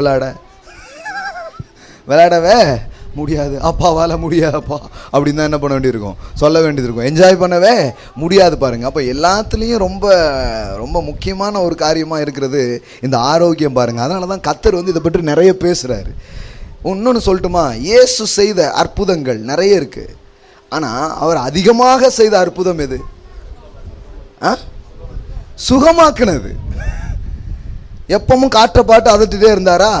எப்பவும் தண்ணியை திராட்சரசம் ஆக்கிட்டு இருந்தாரா? இல்லை, அதெல்லாம் அப்பப்போ எங்கோ அங்கங்கே செஞ்சார். ஆனால் அவர் தொடர்ந்து அதிகமாக செய்த ஒரு காரியம் இருக்கும் என்றால் மனிதர்களை சுகப்படுத்தினார். ஏன்னா அவருக்கு நல்லா தெரியும் இதுதான் ரொம்ப முக்கியம் அப்படின்ட்டு. ஹல்லேலூயா. கூனியாக கடந்துட்டு இருக்கிறா ஒரு பெண்ணு. அவள் கூனியாக இருந்தானே யோசித்து பாருங்க, அவள் வீட்டு காரியங்கள்லாம் எப்படி இருந்திருக்கும் பாருங்க. கர்த்தர் அவளை நிமிர வச்சார். ஹல்லேலூயா. கல்லை எடுத்து கீச்சு காயமாகி போனவனாக கிடக்கிறான் ஒருத்தன். மனநோய் பிசாசு பிடிச்சி மனநோயெல்லாம் வந்துடுச்சு. ஏசு அவனை குணமாக்கி சொல்கிறாரு, உன் வீட்டுக்கு போ அப்படிங்கிறாரு முதல்ல. ஹல்லேலூயா. படிச்சு பாருங்க என்ன சொல்கிறாரு. நாளைக்கே நம்ம சர்ச்சில் சேர்ந்துரு அப்படின்ட்டாரா? இல்லை, முதல்ல உன் வீட்டுக்கு போ அப்படின்னாரு. ஏன்னா எத்தனை பேர் உன்னை தேடிட்டு இருப்பாங்க, நீ எவ்வளோ முக்கியம் உன் வீட்டுக்கு அப்படின்னு சொல்லி உன் வீட்டுக்கு போ அப்படின்னு சொல்லி அவன் என்ன பண்ணுறாரு, அனுப்பி வைத்தா இருப்பாருங்க. இது எல்லாமே இயேசு வந்து பல அற்புதங்கள் செய்தாலும் அவர் அதிகமாக செய்த அற்புதம் எதுனா மக்களை அவர் என்ன பண்ணுறாரு, சுகமாக்கினார். எப்போதும் அவர் செய்த காரியம், போகிற இடத்துலலாம் அவர் செய்த காரியம் ஜனங்களை சுகப்படுத்தினது என்பதுதான் முக்கியமான காரியமாக இருக்கிறது. சங்கீதம் 105 போன வாரம் படித்தோம், கொஞ்சம் எடுங்க. சங்கீதம் 105:37 படித்தோம். அப்பொழுது அவர்களை வெள்ளியோடும் பொன்னோடும் அவர்கள் கோத்திரங்களில் பலவீனப்பட்டவன். இதுதான் மீட்பை குறித்த படம் என்று நான் உங்களுக்கு சொன்னேன். மீட்கப்பட்டவர்களுடைய பிக்சர் என்ன அப்படிங்கிறத இங்கே வேதவசனம் தருகிறது. 2 காரியங்கள் அங்கே முக்கியமாக சொல்லியிருக்கிறது. வெள்ளியோடும் பொன்னோடும் தேவன் அவர்களை, அப்படின்னா என்ன அர்த்தம், அவர்களில் ஏழை ஒருத்தனோ இல்லை. அடுத்த ஸ்டேட்மெண்ட் என்ன, அவர்கள் கோத்திரத்தில் பலவீனப்பட்டவன். ஆனால் நீங்கள் இந்த 10 கமாண்ட்ஸ்மெண்ட் மூவி பார்த்துருக்கீங்களா? யாரெல்லாம் பார்த்துருக்கீங்க 10 கமாண்ட்ஸ்மெண்ட்? அதில் பார்த்தீங்கன்னா ஒரு தாத்தா கம்பை வச்சுக்கிட்டு இப்படியே வருவார். ஒரு இந்த மாட்டு வண்டிக்கு கீழே சிலரை தொங்க போட்டு இப்படியே கூட்டிகிட்டு போவாங்க. இந்த மாதிரி சிலரை தூக்கி தோலில் போட்டுலாம் போவாங்க. இது ராங் பிக்சர். சில நேரத்தில் மூவியை பார்த்து ஏமாந்துடக்கூடாது. ஆபிரகாம் மூவி அப்படின்னு போடுவாங்க, கவனமாக இருக்கணும். இவங்க ஆபிரகாம்னு காமிக்கிறது எப்படி இருக்குன்னா, என்ன கூட வைக்காமல் அப்படி தாடி வச்சுக்கிட்டு ஓன்னு ஒருத்தர் நிற்பார். அங்கே ஒரு 4 ஆடு நிற்கும், தீ வச்சா கூட பிடிக்காத மாதிரி ஒரு போர்வை அதை போத்திக்கிட்டு இப்படி ஒருத்தர் நிற்பார், ஆபிரகாம் அப்படின்னு காமிப்பாங்க. நிஜமான ஆபிரகாம் அப்படி கிடையாது. மாடலில் சொல்லணும்னா வாரன் பஃப்ட் மாதிரி, பில்கேட்ஸ் மாதிரி இன்னும் 100 மடங்கு. அதுதான் உண்மையான ஆபிரகாம். இவங்களுக்கு தெரியல பாருங்க. இவங்க உடனே ஒரு கம்பி, நம்ம ஊர்ல மலையூர் மம்முட்டியான்னு போட்டிருப்பான் பாருங்க, அந்த மாதிரி ஒரு கம்பளி எடுத்து இப்படி போத்திக்கிட்டு ஒரு 4-5 ஆடுங்கிற நிற்கும், அப்படியே இருப்பார் ஆபிரகாம் அப்படின்னு காமிப்பாங்க. அதனால தான் இந்த மூவியை வந்து ரொம்ப சில பேர் சரியாக எடுக்கிறது இல்லை பாருங்க. பேஷன் ஆஃப் தி கிரைஸ்ட் கொஞ்சம் ஓகே, அது நல்லா எடுத்துருக்குறாங்க. மெல் கிப்சன் அவங்கெல்லாம் வந்து அவங்க வந்து ஆல்ரெடி ஹாலிவுட்டில் இருக்கிறவங்க பைபிள் காரியங்களை புரிஞ்சுக்கிட்டு எடுத்தால் கரெக்டாக எடுத்துடுறாங்க. ஆனால் பைபிளை படித்தவங்க மூவி எடுக்கும்போது தப்பாயிடுது. ஏன்னா இவன் படித்ததெல்லாம் தரித்திரன் ஆபிரகாமனை படிச்சிருக்கிறான். அவன் விட்டு போனான் அவன்கிட்ட என்ன இருக்கும், அதனால் படித்ததுனால ஒரு மோசமான படத்தெல்லாம் காமிச்சிட்டாங்க. 10 கமாண்ட்ஸ்மெண்ட்டும் பாருங்கள், நிறைய காரியங்கள் ரொம்ப நல்லா இருக்கும். ஆனால் இந்த ஏரியா வந்து கரெக்டாக வரல. ஏன்னா ஸ்கிரிப்சர் என்ன சொல்லுதுன்னா, அவர்கள் கோத்திரத்திலே பலவீனப்பட்டவன் ஒருவனும் இல்லை. பஸ்கா போஜனத்தை ஆசரித்த அந்த இரவு வேளையிலே அவர்கள் பலவீனங்கள் எல்லாம் சுகமானது, அவர்கள் ஒவ்வொருடைய நோயும் நீங்கினது. அவ்வளவு நாள் அவர்கள் பட்ட அடி வேதனை எல்லாம் மாறி போனது. ஒரு தெய்வீக சுகம் அவர்கள் சரீரங்களை ஆட்கொண்டது. அடிக்கப்பட்ட ஆட்டுக்குட்டியின் சரீரத்தை அவர்கள் புசித்த போது அவர்களுக்குள்ளே ஒரு பெரிய தெய்வீக பலன் அங்கு வேலை செய்ய ஆரம்பித்தது. அங்கு யாருமே வீக்கா இல்லை, யாருமே பலகீனமா இல்லை, எல்லோரும் ஆரோக்கியமா இருந்தாலும் வேதவசனம் சொல்லுது. அப்போ மூவியில் காமிக்கும் போது அவன் வேற மாதிரி காமிச்சிடுறான். வேற மாதிரி காமிச்ச உடனே மக்கள் வந்து அவங்க பிக்சர் இதாகிடுது. வசனத்தை தான் பிக்சர் பண்ணணும். அல்லேலூயா. வசனத்தில் வந்து இப்போ மூவி எடுக்கும்போது சில விஷயம் கொஞ்சம் பொயட்ரிக்காலாம் சேர்த்தா நல்லா தான் இருக்கும். அப்படி சேர்க்கலைன்னா ஒரு மாதிரி இருக்கும். இப்போ Passion of the Christ movie பார்த்துருக்கீங்களா? எல்லாம் பார்த்துருக்கீங்க. பேஷன் ஆஃப் தி கிரைஸ்ட் பார்க்கலீங்களா நீங்கள்? ஒரு 200-300 கொடுத்தீங்கன்னா டிவிடி கிடைக்கும், வாங்கி பாருங்கள். எதையுமே பார்க்குறது இல்லைன்னா எப்படி? பேஷன் ஆஃப் தி கிரைஸ்ட் வந்து ரொம்ப நல்லா எடுத்துருக்குறாங்க. அதில் வந்து பொயட்ரிக்காக சில இதெல்லாம் காமிப்பாங்க. நீங்கள் பார்த்துருக்கீங்களா? அதில் வந்து பார்த்தீங்கன்னா ஒரு சீனில் வந்து ஜீசஸ் வந்து குழந்தையாக இருக்கிறத காமிச்சிருப்பான். அப்படியே ஓடி வருவார், பட்டுன்னு தட்டி கீழே விழுந்துருவார். மரியாள் ஒடி வந்து என்ன பண்ணுவார், தூக்குவாங்க. பார்த்துருக்கீங்களா? இதெல்லாம் வந்து ரொம்ப பொயட்ரிக்காக அப்படியே நடந்திருக்க முடியும், சாத்தியம் இருக்குங்கிறதெல்லாம் அப்படியே கொஞ்சம் கொண்டு வந்து காமிக்கிறது. பசியாக இருக்கிறது போல் காமிப்பாங்க. இயேசு ஒரு மேஜையெல்லாம் பண்ணி ரொம்ப பசியாக அவர் உட்கார்ந்துருப்பார். மரியாள் வருவான். இயேசு வந்து அதில் தண்ணி எடுத்து மரியாள் மேலாம் அப்படி தெளிப்பார். நம்ம அந்த மாதிரி ஜீசஸ்லாம் நம்ம ஒத்துக்கவே மாட்டோம். ஜீசஸ்னா புசிப்பதற்கு என்ன இருக்கிறது பிள்ளைகளே, புசிப்பதற்கு அழுங்கி குலுங்கிட்டாங்கன்னா அது ஜீசஸ் கிடையாது. பிள்ளைகளை புசிப்பதற்கு ஏதாவது உண்டா, இப்படியே பேசிட்டாங்க. அதனால ஒருத்தர் கொஞ்சம் நடந்து கிடந்து பேசினா என்னையா அப்புறம் சிங்கார் இவர் அப்படின்னு ஆக்கிடுறாங்க. ஏன்னா இவங்களுக்கு ஜீசஸே இப்படி தான் இருக்காரு உள்ள. அழுங்காம குலுங்காம அப்படியே நடப்பாரு போல. ஏன்னா சிந்திரும் அபிஷேகம். அபிஷேகம் சிந்திட்டு நான் என்ன பண்ணுறது அப்படின்னு சொல்லிட்டு அவர் அப்படியே அமைதியின் சொரூபமாக அப்படிலாம் காமிச்சிட்டாங்க. நம்ம நம்ம நம்ம வரைகிற படமும் அப்படி தான் இருக்குது. நிறைய நேரத்தில் ஜீசஸ் சிரித்த மாதிரி பார்த்துருக்கீங்களா? வரையதே கிடையாது. அதை விட வேறு மாதிரிலாம் வரைஞ்சிருப்பாங்க. முள்முடி சூட்டி எல்லாம் இது பண்ணி இந்த ஹார்ட்டை ஓப்பன் பண்ணி இங்கே தீயை வச்சுருப்பாங்க பாருங்கள். அங்கே யார் தீ வச்சாங்கன்னு தெரியாது. தக்கன்னு எரியும் பாருங்க அப்படியே. இப்படி இல்லாத படம்லாம் வரைவாங்க. நல்ல அவரை கொஞ்சம் சிரித்த மாதிரி ரொம்ப நல்லா அந்த மாதிரிலாம் காட்டுறதே இல்லை பாருங்க. ஏன்னா எனக்கு தெரியுது உள்ளுக்குள்ளே என்ன போயிருக்கோ அதானே வெளியில் வரும். ஆனால் நான் சொல்கிறேன், இப்போ இந்த வசனத்தை கேட்குற நீங்கள் ஒருவேளை டிராயிங் வரைங்களா இருக்கலாம், மூவியோடு இருக்கிறவங்களா இருக்கலாம், என்ன வேணாலும் நடக்கலாம். நம்மக்கிட்ட இருந்து வர்ற அவுட்புட்டு ரொம்ப சூப்பராக இருக்க போகுது. அல்லேலூயா. ரொம்ப இதாக ரொம்ப நல்ல இதாக என்ன பண்ண முடியும், வர முடியும் பாருங்கள். ஓகே. ஆனால் ரியாலிட்டியில் அப்படி இல்லை. இவங்க காமிக்கும் போது அப்படி காமிச்சிடுறாங்க. ஆனால் வசனத்தை கவனித்து பார்த்தீங்கன்னா அப்படி இல்லை பாருங்கள். வசனத்தில் எப்படி போட்டிருக்குது, அவர்கள் கோத்திரத்தில் பலவீனப்பட்டவன் ஒருவனும் இருந்ததில்லை. எல்லாம் சொல்லுங்க, ஒருவனும் இருந்ததில்லை. எல்லாம் சொல்லுங்க, என் வீட்டிலே பலவீனம் உள்ளவர்கள் ஒருவரும் இருப்பதில்லை. என் சபையிலே பலவீனப்பட்டவர்கள் ஒருவரும் இருப்பதில்லை. ஏழைகள் ஒருவரும் இருப்பதில்லை. என் சமூகத்திலே பலவீனப்பட்டவர்கள் ஒருவரும் இருப்பதில்லை.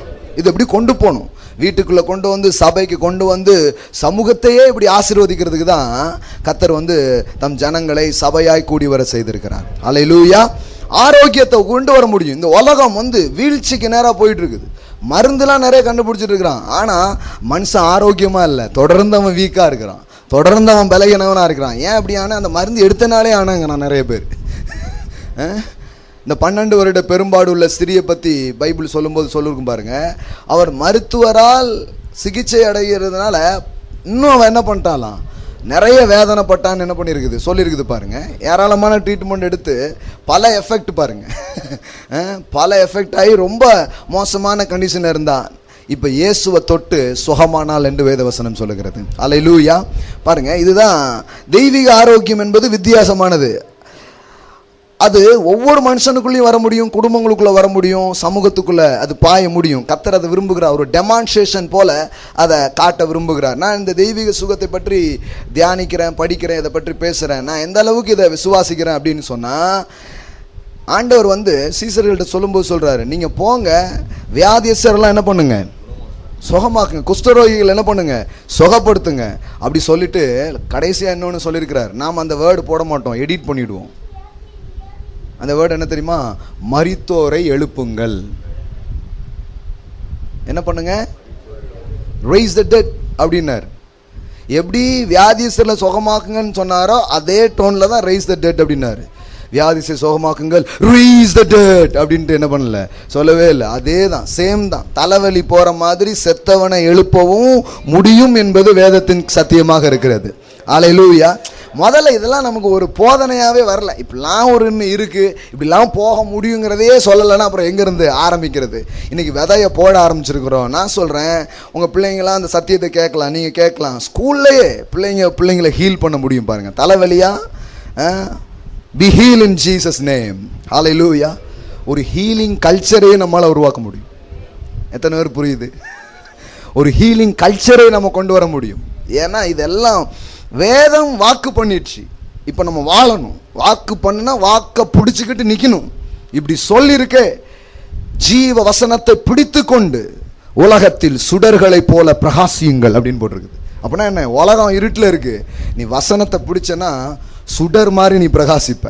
இருள் ஒன்று என்ன பண்ண முடியாது, மேற்கொள்ளவே முடியாது. பாருங்க, ஹீலிங்கை கல்ச்சர் ஆக்குங்க. வீடுகளில் வியாதிகள் பலங்கள் இருந்தால் டப்புன்னு எடுத்து அமிர்தாந்தனையும், டப்புன்னு எடுத்து விக்ஸையும், டப்புன்னு எடுத்து மெட்டாசின், கொரோசின், இன்னொன்று என்னது, நிறைய சின் இருக்கு, அனாசின், எல்லா சின்னையும் படாருன்னு எடுத்து போடுதீங்களே. ஏன் கொஞ்சம் தெய்வீக சுகத்தை பற்றி அந்த நேரம் சிந்திக்க கூடாது? அந்த நேரம் ஏன் கொஞ்சம் அதை பற்றி யோசிக்க கூடாது? இயேசுவின் நாமத்தினால இந்த மாத்திரை எனக்கு கடைசி மாத்திரையா இருக்கட்டும். அந்த வியாதிக்கு ஐயோ தெளிவா சொல்ல வேண்டியது, கொஞ்சம் மாறிட்டுனா அர்த்தம்.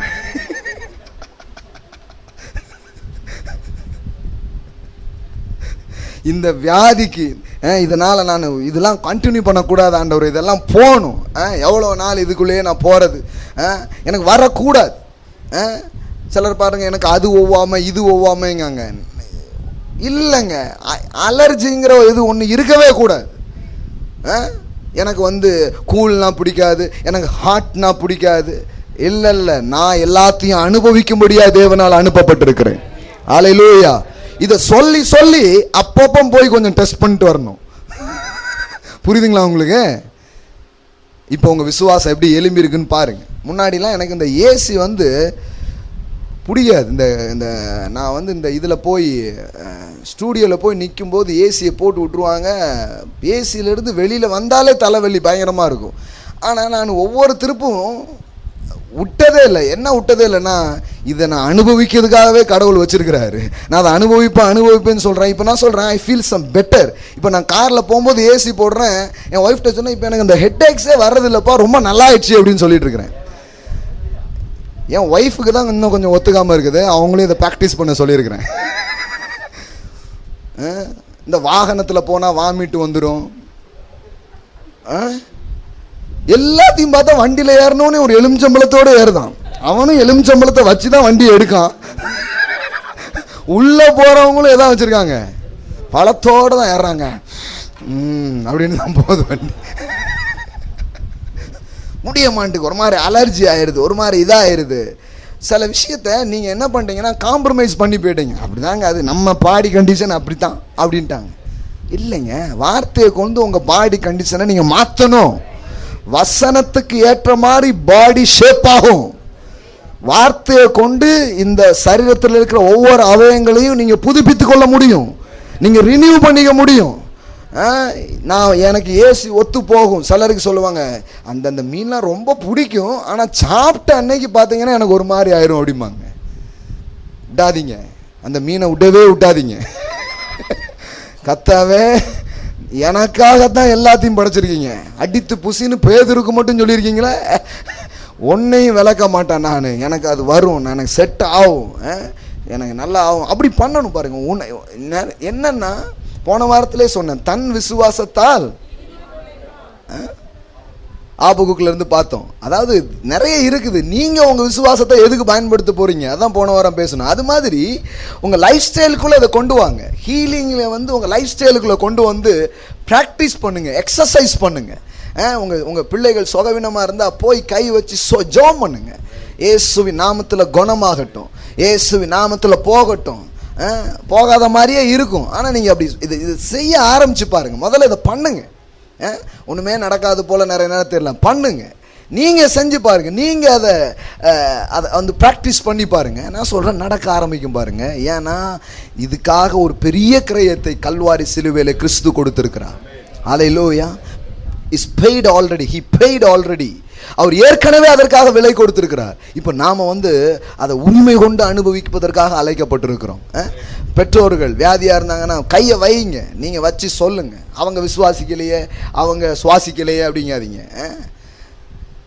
வேலைக்காரனுக்காக எஜமான் விசுவாசித்தான், இயேசு அவனை சுகமாக்கினார்னு வேதத்தில் போட்டிருக்குதுங்க. அல்லேலூயா. அந்த நூற்றுக்கு அதிபதி யாருக்கு சுகத்துக்காக வரான்? வேலைக்காரன் வந்து வியாதியா இருக்கிறான். ரொம்ப நல்ல நூற்றுக்கு அதிபதி பாருங்க. நூற்றுக்கு அதிபதினா ஒரு மிலிட்ரி கேப்டன் அவர், புரியுங்களா? வேற ஏதோ நூற்றுக்கு அதிபதி. அவன் வந்து ஒரு ஒரு ஒரு படைத்தலைவன். அவனுக்கு கீழே 100 சோல்ஜர்ஸ் இருக்கிறாங்க. அவங்கள ஒருத்தன் வந்து வீக்காக இருக்கிறான். ஜீசஸ்ட்ட வந்து சொல்கிறான், இவன் வந்து எப்படி இருக்கிறான், வீக்காக இருக்கிறான். ஏசு சொல்கிறாரு, பரவாயில்ல. அவன் சொல்கிறான், ஒரு வார்த்தை சொல்லும் என் வேலைக்காரனுக்காக அவன் நம்பி இருக்கிறான். வேலைக்காரன் நம்பினானான்னு தெரில. இவர் நம்பி வேலைக்காரன் என்ன ஆகிட்டான், சுகமாயிட்டான். ஹல்லேலூயா.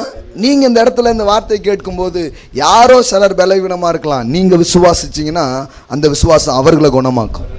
ஹல்லேலூயா. அவங்க இங்கே இல்லாமல் இருக்கலாம், அவங்க இந்த இடத்துல இல்லாமல் இருக்கலாம், அவங்க அந்த அந்த அந்த என்வரான்மெண்ட்டில் அவங்க வராமல் இருக்கலாம். ஆனால் நீங்கள் விசுவாசிக்கும் போது ஆவிக்குரிய உலகத்திற்கு எல்லைங்கிறது கிடையவே கிடையாது. அது எல்லாத்தையும் தாண்டி செல்ல ஆரம்பிக்கும். இன்னொரு தூர தேசத்தில் இருப்பாங்க, ஆனால் நீங்கள் விசுவாசிச்சிங்கன்னா அங்கே ஹீல் ஆவாங்க. ஹல்லேலூயா. இதெல்லாம் வேதத்தில் இருக்குது பாருங்க. இதெல்லாம் வேதத்தில் இருக்குது. பிள்ளைக்கு சரியில்லை, அப்பா தான் போய் ஆண்டவர்கிட்ட போய் நிற்கிறான். மகளுக்கு சரியில்லை, அம்மா போய் ஆண்டவர்கிட்ட நிற்கிறாங்க. என்ன ஆயிடுச்சு? சுகமாயிடுச்சு. இதை அப்படியே மாற்றி போடுங்க. ஒரு பிள்ளை போய் அப்பா அம்மாவுக்கு என்ன நடக்குமா? நடக்காதா? நடக்குங்க. அல்லேலூயா. பண்ணுங்க. இது ஒரு கல்ச்சர் ஆக்குங்க. நமக்கு என்னன்னா இந்த கிங்டமை லைஃப் ஸ்டைல் ஆக்காதான் பிரச்சனை. அதை வெறும் சபையில் மட்டும் வச்சிருக்கிறோம். வெளியில் யாராவது பார்த்து எனக்கு முடியலன்னு சொன்னால் ஒரு நிமிஷங்க அப்படின்னு கை வச்சு இயேசுவின் நாமத்தில் சுகம் உண்டாகட்டும் அப்படின்னு சொல்லுங்கள். சிரிச்சாலும் பரவாயில்ல. புரியுதா புரியலீங்களா? உங்கள் நண்பர் தானே, அவங்க நலனை நீங்கள் விரும்புகிறீங்க தானே. நம்ம அவங்களுக்கு ஒரு டாக்டர் மாதிரி பேச ஆரம்பித்தோம். நீங்கள் அந்த டாக்டர் பார்த்தீங்களா, அந்த மெடிசன் சாப்பிட்டீங்களா, நீங்கள் என்ன டாக்டருக்கா படிச்சிருக்கீங்க? பெரிய கவுன்சிலர் மாதிரி உடனே பேச ஆரம்பிச்சிட்டு நீங்கள் அதை ரெப்ரசன்ட் பண்ணதுக்கு நீங்கள் வரலைங்க. நீங்கள் சொல்லுங்கள், கிறிஸ்டியனாக இருந்தால் அவங்களுக்கு சில ஆவிக்குரிய காரியம் சொல்லுங்கள். மற்றவங்க சொன்னால் அப்படியாங்க ஜோம் பண்ணலாங்க சரியாயிடுங்க, நான் உங்களுக்காக ஜோம் பண்ணுறேன்னு சொல்லுங்கள். இப்படிலாம் பண்ணுங்க, வெக்கப்படாதீங்க. ஒன்றும் இல்லை, இயேசு சுகமாக்குவார். சுகம் எல்லாருக்கும் கிடைக்கும். எல்லாரும் அதை என்ன பண்ண முடியும்? அனுபவிக்க முடியும். இல்லை கிறிஸ்டியனாக இருந்தால் தான் உனக்கு சுகம் தருவார் அப்படிலாம் பைபிளில் போடலைங்க. கிறிஸ்தவனா நீ மாறினாதான் உனக்கு சுகம் கிடைக்குன்னு போடல. சுகம் யார் வேணாலும் பெற்று அனுபவிக்கலாம். இயேசுவை தொட்ட எல்லோரும் சுகமானார்கள். அல்லேலூயா. இயேசு கிட்ட வந்த எல்லாரும் இயேசு சுகமாக்குனார். யாரையாவது கூப்பிட்டு தம்பி எந்த சர்ச்சில் ஞானஸ்நானம் வாங்கினேன்னு கேட்கவே இல்லை. நம்ம ஆட்கள் இந்த சுகத்தை பெறக்கூடாததுக்கு 1000 தடவை வச்சிருக்காங்க. ஞானஸ்தானம் எடுக்கல பத்தியா, அதனால தான் உனக்கு சுகமே ஆக மாட்டேங்குது. இயேசுவை நம்பாதவனே சுகமாக்குறாரு. ஐயா உன்னை சுகமாக்க மாட்டாரா? ஞானத்தான் அவன் பாருங்க. இப்படி எல்லாமே வற்புறுத்தி தான் அவனை செய்ய வச்சிருக்காங்க. எதையுமே இந்த கிறிஸ்தவ பிராக்டிஸ்ல ஆசையா செய்ய வச்சதே கிடையாது பாருங்க. முதல்ல பிள்ளைக்கு சரியில்லைன்ட்டு ஒரு கோயிலுக்கு வந்திருப்பாங்க. அது நீ மட்டும் வந்தா பத்தாது, முழு குடும்பமும் வரணும். முழு குடும்பமும் வந்துடுவாங்க. முழு குடும்பமும் நீங்கள் வந்தால் எப்படி பத்தும்? நீ கலட்டணும், கழுத்தில் இருக்கிறத. கலட்டியாச்சு. அடுத்தால தண்ணியில் நீ முங்குனியா? முங்கலை. முங்கிறதேன். அடுத்தால தசமபாகம் கொடுத்தியா நீ? அதனால தான் நடக்க மாட்டேங்குது. தசமபாகம் கொடுத்துரு அடுத்த வாரம் பண்ணியாச்சு. இன்னும் நடக்கலை, இன்னும் அவன் வியாதியாக தான் இருக்கிறான். என்ன அடுத்தால நீ சுவிசேஷம் சொன்னியா? சொல்லவே இல்லை. போய் இன்னும் சொந்தக்காரன் 4 பேரை கூட்டு வா. கூட்டு வந்தாச்சு. இப்படி 10-15 வருஷம் ஆகி இவன் ஏன் வந்தான், எதுக்கு வந்தான்? இது எதையுமே அனுபவிக்காத ஒரு பெருங்கூட்டம் கிறிஸ்தவத்தில் உட்காந்துக்கிட்டு இருக்கு. ஏன்னா 1000 இதை சொல்லிக்கிட்டு இருக்கோம், அப்படி இப்படி அது இதுன்ட்டு. இதெல்லாம் ஆண்டவர் செய்யறதில்லை. ஆண்டவர் ஒன்றும் பண்றதில்லை. ஆண்டவர்கிட்ட வந்த எல்லோரையும் அவர் சுகமாக்குகிறார். ஏசுவேன்னு சொன்னா அவனுக்கு சுகம் கிடைக்குது. அவனை குணமாக்குகிறார், அவனை வாழ வைக்கிறார். சும்மா அவனை பிடிச்சி திருக்கி அப்படி பண்ணி இப்படி பண்ணுங்கிறதெல்லாம் செய்யறதே கிடையாது பாருங்க. இதெல்லாம் ஆசையாக செய்கிறது. சுவிசேஷம் செய்கிறது சொல்கிறதா இருக்கலாம், தசம பாகம் கொடுக்கறதா இருக்கலாம். அதெல்லாம் நன்றியில் செய்கிறது. நீ காலையில் கூட சொன்னேன், என் சாமர்த்தியம் கை பலனும் இது எனக்கு உண்டாக்கலை. கத்தரை என்னை ஆசீர்வதிச்சார். நான் கத்தரை கனம் பண்ணும்படியா நான் செய்கிறேன்னு நினைக்கிறேன்னா நான் தசம பாகம் கொடுக்கலாம், 20 கொடுக்கலாம், 30 கொடுக்கலாம். இல்லைங்க 5 தான் கொடுக்க முடியும், கொடுக்கலாம். 5 கொடுத்தானா நீ 5 எங்கன்னு மண்டையில் கொட்ட மாட்டார். அந்த மாதிரியே கிடையாதுங்க. அந்த மாதிரி இருக்கிறது ஆண்டவர்கிட்ட நீங்கள் வரல. அவர் உங்கள் பலவீனங்கள் குறித்து உங்கள் பலவீனம் குறித்து பரிகசிக்கிறவர் கிடையாது. அதுக்காக பரிந்து பேசுகிற பிரதான ஆசாரியராக அவர் இருக்கிறார். ஹல்லேலூயா. பிதாவே அவனுடைய பலவீனங்களில் அவனுக்கு உதவி செய்யும் அப்படின்னு சொல்ற ஆசாரியரை தான் நீங்கள் பெற்றிருக்கிறீங்க. ஆமென். ஸோ இதெல்லாம் புரிந்து கொள்ள வேண்டும். இதெல்லாம் ரொம்ப அடிப்படை பாருங்க. ஹீலிங்கை கல்ச்சர் ஆக்குங்க, அதை ஒரு கலாச்சாரமாக்குங்க, ஒரு நடைமுறையாக உங்கள் ப்ராக்டிஸ் ஒவ்வொன்றிலையும் கொண்டு வாங்க. நீங்கள் பார்க்குற கேட்குற ஒவ்வொரு காரியங்களையும் குறித்து இது பண்ண ஆரம்பிங்க பாருங்க. அப்படி பண்ணி பாருங்க. நான் சொல்கிறேன், ஹோலி ஸ்பிரிட் மூவ் ஆக ஆரம்பிப்பார். ஆவியானவர் அங்கே அசைவாட ஆரம்பிப்பார். என்ன நடக்கும்னா, நீங்கள் இப்படிலாம் விரும்பி இப்படிலாம் பண்ண ஆரம்பிக்கும் போது அது அப்படியே ரிலீஸ் ஆகிறத நீங்கள் பார்க்க ஆரம்பிப்பீங்க. அல்லேலூயா. அது அப்படியே வரும், வெளியில் அப்படியே வரும். உங்கள் வேலைக்காரங்களுக்கு வரும், உங்கள் வீட்டுக்காரிக்கு வரும், உங்கள் மாமியாருக்கு வரும். மாமியாருக்காகவும் மருமகள் விசுவாசிக்கலாம், மருமகளுக்காகவும் மாமியார் விசுவாசிக்கலாம். ஆமென். Price God. ஹல்லேலூயா. ஆமாம், நடக்கும், கட்டாயமாக நடக்கும். கர்த்தர் பெரிய காரியங்கள் என்ன பண்ணுவார், செய்வார் பாருங்க. பிலீவ் பண்ணலாம். வேலை எந்த இதை நம்ம காலையில் கூட பேசிகிட்டு இருக்கிறோம். காலையில் என்ன டாபிக் போயிட்டு இருக்குதுன்னா, நமது போராயுதங்கள் அப்படின்னு போயிட்டு இருக்கு. நமது போராயுதங்கள். இந்த உலகத்தில் பல காரியங்கள் இருக்குது. அதனோட யுத்தம் பண்ணவும் அதை சந்திக்கவும் தேவன் நமக்கு தந்திருக்கிற ஆயுதங்கள் என்ன அப்படிங்கிறத பற்றி பேசிட்டு இருக்கிறோம். நமக்கு நோய் பலகீனம்னு வந்த உடனே இந்த உலகத்தில் இருக்கக்கூடிய மருத்துவம், மெடிசன், இதை வச்சு தான் நம்ம நிறைய நேரம் எதிர்த்துட்டு இருக்கிறோம். தப்பு கிடையாது. ஆனால் உங்களுக்கு அதை விட மேலான ஆயுதம் தரப்பட்டிருக்கிறது. அவருடைய நாமம், அவருடைய இரத்தம், அவருடைய வார்த்தை, இவைகளெல்லாம் ஆயுதங்களாக தரப்பட்டிருக்கிறது. ஆமென். இவைகளை நீங்க பண்ணி பாருங்க. பாருங்க, எல்லா வியாதியும் ஏதோ நேச்சுரலா அப்படி கிடையாது. முதல்ல வியாதிங்கிறது நேச்சுரலே கிடையாது. புரியுதுங்களா? கரெக்டா சொல்லணும்னா, இயேசு பாருங்க, சிலருக்கு வியாதிப்பட்டிருக்கு. அவனை இயேசு என்ன பண்றாரு? ஒருத்தன் வந்து பேசவே இல்லை. ஆண்டவர் சொல்றாரு, ஊமையும் செவிடுமான ஆவியே இவனை விட்டு புறப்பட்டு போ அப்படிங்கிறாரு. நல்லா பேச ஆரம்பிச்சிட்டான், நல்லா கேட்க ஆரம்பிச்சிட்டான். அப்போ சிலருடைய வாழ்க்கையில் சில அப்ரெஷன் இருக்குது. சில ஸ்பிரிட்டு அவங்கள அப்படியே அப்ரெஸ் பண்ணி அப்படியே உடுக்கி அவர்களை வைத்திருக்கோம். நீங்கள் போய் இயேசுவின் நாமத்தில் என் மனைவியின் மேலே இருக்கிற பலவீனமே விலகு அப்படின்னு சொல்லுங்க. அந்த பலவீனம் வெளியே போகிறத நீங்கள் பார்க்க முடியும். அல்லேலூயா. ஏன்னா குடும்ப பெண்கள் பலவீனமாக இருந்தாங்கன்னா ரொம்ப கஷ்டம். பாருங்கள், நிறைய காரியங்கள் நல்லாவே பண்ண முடியாது. ரெண்டு பேருமே தான். இதெல்லாம் நம்ம இதை இப்படி நாம் எதிர்த்து பழக வேண்டும். இப்படி பழகும் போது ஹீலிங் வந்து அப்படி ஒரு கல்ச்சர் போலவே மாறும். உங்கள் பிள்ளைங்க பார்ப்பாங்க. உங்கள் பிள்ளைங்க வந்து வியாதியினுடனே எங்கேயோன்ட்டு இல்லை, வியாதினா கர்த்தர் இருக்கிறாருங்கிற எண்ணம் அவங்களுக்குள்ள வர ஆரம்பிக்கும். அல்லேலூயா.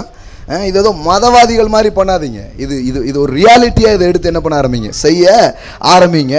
சுகம் அங்கு வெளிப்படுவதை நீங்கள் பார்க்க முடியும். பாருங்க, என்ன சொல்லிட்டு இருக்கிறேன். ஒருத்தர் கூட பலகீனமா அங்க இல்லவே இல்லை. பாருங்க, எல்லோரும் அங்கு ஆரோக்கிய தேகம் உள்ளவர்களாக இருந்தார்கள். ஆரோக்கியத்தோடு அவர்கள் இருந்தார்கள். அந்த வனாந்தர பயணத்தில் பாருங்க, வேதவசனம் சொல்லுகிறது, அவர்களுடைய கால்கள் வீங்கவில்லை. கவனிச்சிருக்கீங்களா? பைபிள் படிக்கும்போது இனிமே இதெல்லாம் பாருங்க. கண்ணு மங்கலாகலை, கால் வீங்கலை. நமக்கு இதெல்லாம் நடந்துக்கிட்டு இருக்கு. ஒரே கால் வீக்கம் அப்படிங்கிறதுக்குள்ள அப்படியே வீங்கிருதுங்க அப்படிங்கிறாங்க. கண்ணு மங்கிட்டே போகுதுங்க, பலன் குறுகிட்டே போகுதுங்க. பைபிளில் இவங்க இப்படிலாம் ஆவலன்னு போட்டிருக்குதே, இது ஏன் அப்படிங்கிறத எடுத்து கொஞ்சம் சிந்திக்கணும். பாருங்க, அவங்களுக்கு கால் வீங்கவில்லை, அவருடைய பாதரட்சைகள் பழமையாய் போகவில்லை, உடைகள் பழமையாய் போகவில்லைன்னா சூப்பர் நேச்சுரல் லெவலில் அவங்களுக்கு காரியங்கள் அங்கே நடக்க ஆரம்பிச்சிருக்குது. தேவன் அதை அவங்க மூலமா மீட்பில் இதெல்லாம் இருக்குங்கிறத பழைய ஏற்பாட்டில் என்ன பண்றாரு, காமிக்கிறார். பாருங்க, புதிய ஏற்பாட்டுக்கு வரும்போதும் அதே காரியம்தான். இயேசு இருந்த நாட்களில் இயேசுவின் சீசர்கள் பலவீனமா இருந்ததே கிடையாது. இயேசு ஒரு நாளும் பலவீனமா இருந்ததே கிடையாது.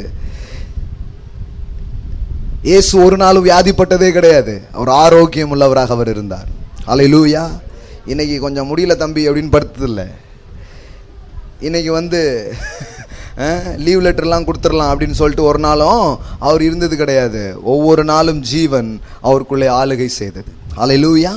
அப்போ அது வந்து ஒரு நேச்சுரலான விதத்தில் நீங்கள் அதை எதிர்த்தது மட்டும் இல்லை, கொஞ்சம் ஆவிக்குரிய ரீதியாகவும் அதை என்ன பண்ணுங்க, எதிர்த்து பாருங்க. ஆவிக்குரிய ரீதியாக அதை எதிர்த்து பாருங்க. வெறும் வியாதியை மட்டும் இல்லை, சில பொருளாதார பிரச்சனை, இன்னும் உங்கள் வாழ்க்கையில் இருக்கிற சில தடைகள், இது எல்லாத்துக்கும் மத்தியில் நின்று ஆண்டவருடைய இரத்தம், ஆண்டவருடைய நாமம், இயேசு செய்த காரியம், வேத வசனங்கள், இவைகளை கொண்டு அதை கொஞ்சம் ஆப்போஸ் பண்ணி பாருங்க, கொஞ்சம் அகைன்ஸ்ட் பண்ணி பாருங்க.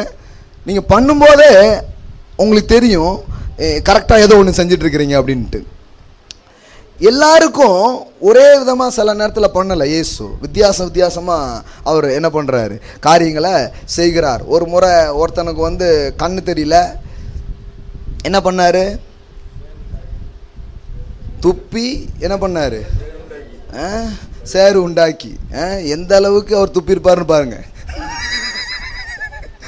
கொலைக்கிற அளவுக்கு துப்பி இருக்காரு. துப்பி என்ன பண்ணியிருக்கிறாரு, கண்ணில் பூசி இருக்கிறாரு. பூசி அங்கே போய் கழுவு என்ன ஆகிடுது, சுகம் ஆயிடுது. ஏன்னா ஐ ஆம் த கிரியேட்டர், இந்த மண்ணில் இருந்து தான்ப்பா உடம்பையே பண்ணியிருக்கிறேன் அப்படின்னு காட்டுறதுக்காக தான் பிசைஞ்சு காமிச்சாரு. அல்லேலூயா. ஐ ஆம் த கிரியேட்டர், நான் தான் சிருஷ்டித்தேன், இந்த மண்ணில் இருந்து தான் சிருஷ்டித்தேன், இப்போ போ அப்படின்னாரு. இப்போ நல்லா ஆயிடுச்சு. அல்லேலூயா. ரீக்ரியேட் பண்ணுறாரு, மறுபடியும் சிருஷ்டிக்கிறார். அவங்களை மறுபடியும் சிருஷ்டிக்கிறார். இன்னும் சிலரை வேற வேற மாதிரிலாம் என்ன பண்ணுறாரு, சுகமாக்குறாரு. ஒருத்தர் நம்ம மேலே கை வைக்கிறாரு, ஏதாவது தெரியுதா அப்படின்னு கேட்குறாரு. நடக்கிற மனிதர்கள் மரத்தை போல தெரிகிறார்கள் அப்படின்னா, அப்படியா அப்படின்ட்டு ஊருக்கு வெளியே கூட்டி போயிட்டார் அவனை. தெரியுமா உங்களுக்கு? ஊருக்கு வெளியே கூட்டி போயிட்டு திருப்பியும் கை வைக்கிறார். Second touch. இப்போ தெரியுதா, இப்போ நல்லா தெரியுதா ஆண்டவரேன்ட்டு. இயேசுவே சில நேரத்தில் 2 வாட்டி கை வச்சிருக்கிறாரு. நீங்கள் வைக்கிறதுல தப்பே இல்லை, வைக்கலாம். நீங்கள் ஹல்லேலூயா. வைக்கலாமா வைக்கக்கூடாதா? ஒரே ஸ்பாட்டில் அடிக்கணும், நான் தேவகுமாரன் அப்படிங்கிற மாதிரிலாம் அவர் இது பண்ணவே இல்லை பாருங்க. 2வது வாட்டி கை வச்சிருக்கிறாரு, கொஞ்சம் டிம்மாக தெரியுது, திருப்பியும் வைக்கிறாரு. அது ஒருவேளை அவன் விசுவாசம் ஒரு மாதிரி இருந்திருக்கலாம். அதனால ஆண்டவர் என்ன பண்ணுறாரு, கை இல்லைப்பா ஆயிடும் கவலைப்படாத அப்படின்ட்டு. அந்த ஊரை விட்டு ஏன் கூட்டு போனான்னு தெரில, அது பெரிய அவிசுவாச ஊரான்னு தெரில. இந்த ஊருக்குள்ளே ஒரு அற்புதமும் நடக்காதபடி ஊரே நம்பிக்கிட்டு இருக்கு அப்படிங்கிறதுனால வெளியே கூட்டு போனாரா என்னன்னு தெரில. ஆனால் வெளியில் கூட்டிகிட்டு போய் திருப்பி கை வச்சு என்ன ஆயிக்கினாரு, பாருனாரு. இப்போ நான் நல்லா பார்க்குறேன்ட்டான். அந்த மாதிரி நீங்கள் ஜோம் பண்ணிட்டு கேளுங்க, எப்படி இருக்குதுன்னு கேளுங்க.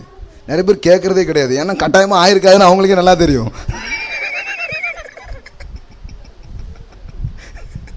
எதுக்கு தேவையில்லாமல் கேட்டுக்கிட்டு எப்படியும் இல்லைன்னு தான் சொல்ல போகிறான்.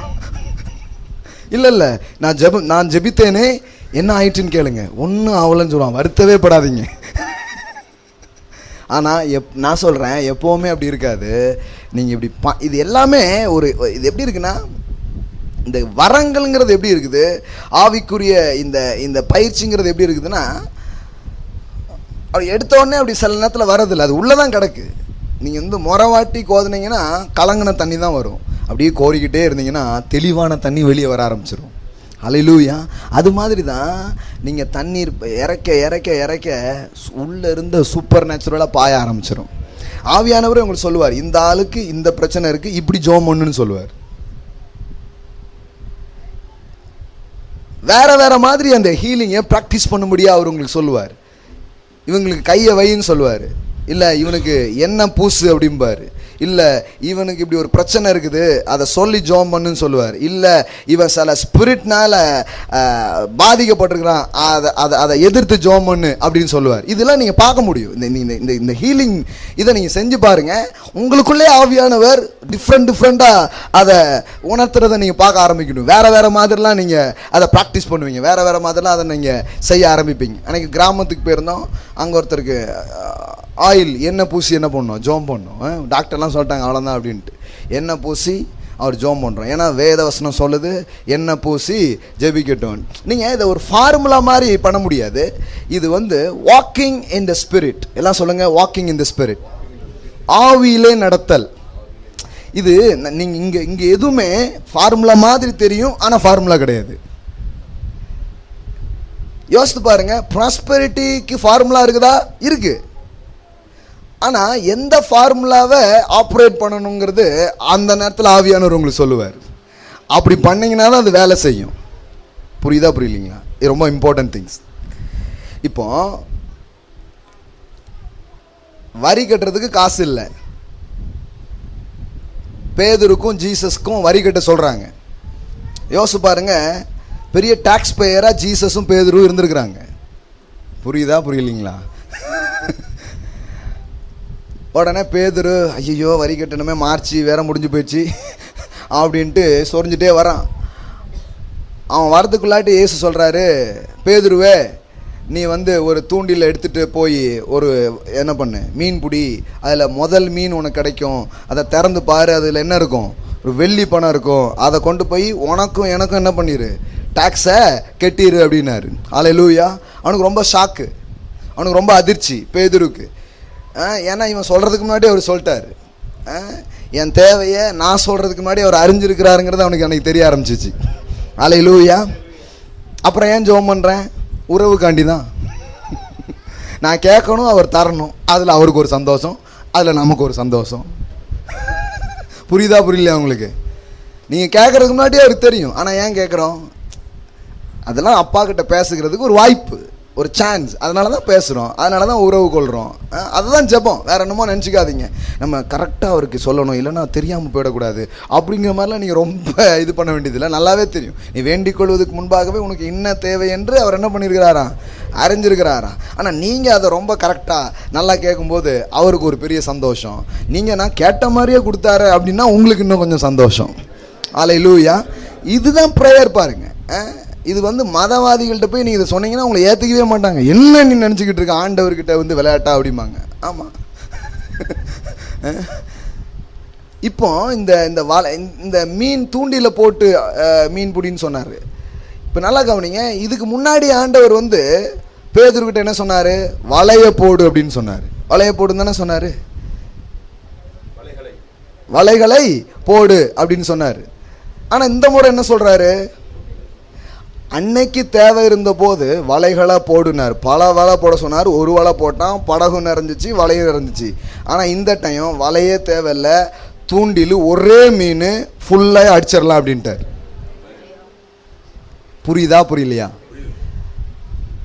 விஷயம் ஒன்று தான், ஆனால் ஃபார்முலா மாதிரி அவன் பண்ணலை அதை. அதனால தான் பாருங்க, நம்ம கிறிஸ்டியன் ப்ராக்டிஸில் சில நேரத்தில் நமக்கு எப்படி ஆகிடுதுன்னா ஒரு ஃபார்முலா மாதிரி ஆக்கிடுறாங்க. அவர் என்ன பண்ணுறாரு, இந்த name of Jesus be heal, okay அப்படி எழுதி வச்சுட்டு இந்த name of Jesus be heal அப்படி இப்படியே நாம் ஒரு ஃபார்முலா மாதிரியே நிறைய விஷயத்தை பண்ணுறோம். அது நிறைய நேரம் அப்படி சில நேரம் ஆகுது, சில நேரம் ஆக மாட்டேங்குது. அப்படி கிடையாது. ஹோலி ஸ்பிரிட்டோட. அதனால தான் பாருங்கள், இது எல்லாமே எல்லா ரூலும் வேலை செய்யும், ரிலேஷன்ஷிப் பேஸ்டில் தான் வேலை செய்ய ஆரம்பிக்கும். விதைக்கிறது ஒரு ஃபார்முலா, ஒரு பிரின்சிபிள்ஸ். ஆனால் எங்கே விதைக்கணுங்கிறத உறவு உங்களுக்கு சொல்ல ஆரம்பிக்கும். அல்லேலூயா. ஈசாக்கு கிட்ட சொல்கிறாரு, இந்த இடத்துல விதை, இந்த இடத்துல விதைய போடு அப்படின்னு சொல்கிறாரு. இப்போ வலைய போட வேண்டாம், இப்போ என்ன போடலாம், தூண்டில போட்டாலே போதும். அவன் மட்டும் இப்போ என்ன, போன முறை நமக்கு இல்லை வலையை போட்டோம் அப்படின்னு கடாருன்னு கிளம்பி போய் வலையை போட்டு அவன் பார்த்துருந்தானா அன்னைக்கு ஒன்றுமே நடந்திருக்காது, நிச்சயமாக நடந்திருக்காது. ஏன்னா இது ஃபார்முலாவை அப்படியே ப்ராக்டிஸ் பண்ணிட்டு போகிறதில்ல, இது உறவில் இருந்து கொண்டு பயிற்சி செய்கிற ஒரு காரியம். அது எல்லா காரியத்துக்கும் அது பொருந்தும். விசேஷமாக சுகத்தை நீங்கள் ஆப்ரேட் பண்ணுற காரியங்களில் அது ரொம்ப முக்கியமானதாக இருக்கும். கரெக்டாக ஆவியான சொல்ல கையை வைன்னு சொல்லுவார், கையை வைங்க. பேசுன்னு சொல்லுவார், பேசுங்க. சில ஸ்கிரிப்சரை உங்களுக்கு ஞாபகப்படுத்துவார், அதை வச்சு பண்ணி பாருங்க, சுகங்கள் அங்கே வெளிப்பட ஆரம்பிக்கும். அல்லேலூயா, அல்லேலூயா. நிறைய நேரத்தில் அவங்க சுகத்துக்காகவே நீங்கள் ஜோம் பண்ண வேண்டாம், இந்த காரியத்துக்கு ஜோம் பண்ணும் பாரு, நீங்கள் அதுக்கு ஜோம் பண்ணுவீங்க, சோமாயிடுவார். எத்தனை பேர் புரியுது? சிலர் அனுபவிச்சிருப்பீங்க, சிலர் இது வர நாட்கள் அனுபவிக்க போகிறீங்க. அல்லேலூயா. நான் நிறைய நேரத்தில் அவருடைய மன அழுத்தங்கள், மனதின் பாதிப்புக்காக ஜோம் பண்ணால் சரீரத்தில் சுகமாயிடுவாங்க. ஏன்னா பைபிளில் போட்டிருக்குது, சொஸ்த மனம் உடலுக்கெல்லாம் ஆரோக்கியம். இந்த மனம் சரியில்லாதனால உடலும் சரியில்லாமல் இருக்குது. இவன் கண்டதில் தூக்கி உள்ளே வச்சுருக்கான்ப்பா, அதனால தான் இவனுக்கு இவ்வளோ ப்ரெஷர் இருக்குது, இவ்வளோ பாதிப்பு இருக்குது. இது கொஞ்சம் 2 வசனத்தை சொல்லி கொஞ்சம் இது பண்ணு. இன்னும் சில பேர் இருக்கிறாங்க, அவங்களுக்கு ஜெபமே பண்ணுறதில்ல, ஒரு 10 நிமிஷம் பேசிகிட்டு இருந்தாலே சோமாயிடுவாங்க. அல்லேலூயா. இப்படியும் நடக்கும், இப்படியும் நடக்க ஆரம்பிக்கும். இப்படியும் காரியங்கள் என்ன பண்ண ஆரம்பிக்குது, நடக்க ஆரம்பிக்குது பாருங்க. அப்போ பல வழிகளை கர்த்தர் வச்சிருக்கிறார். இதை ஒரு கல்ச்சர் மாதிரி நாம் உருவாக்குறதுக்காக இன்றைக்கு அழைக்கப்பட்டிருக்கிறோம். ஏன்னா வேதம் சொல்லுகிறது, அவர்கள் கோத்திரத்தில் பலவீனப்பட்டவன் ஒருவரும் இல்லை. ஏன்னா அந்த கர்த்தருடைய பந்தியை அவர்கள் எடுத்தார்கள். இந்த உலகம் வியாதியை எதிர்க்கிற வழி வேறு, நாம் வியாதியை எதிர்க்கிற வழி வேறு.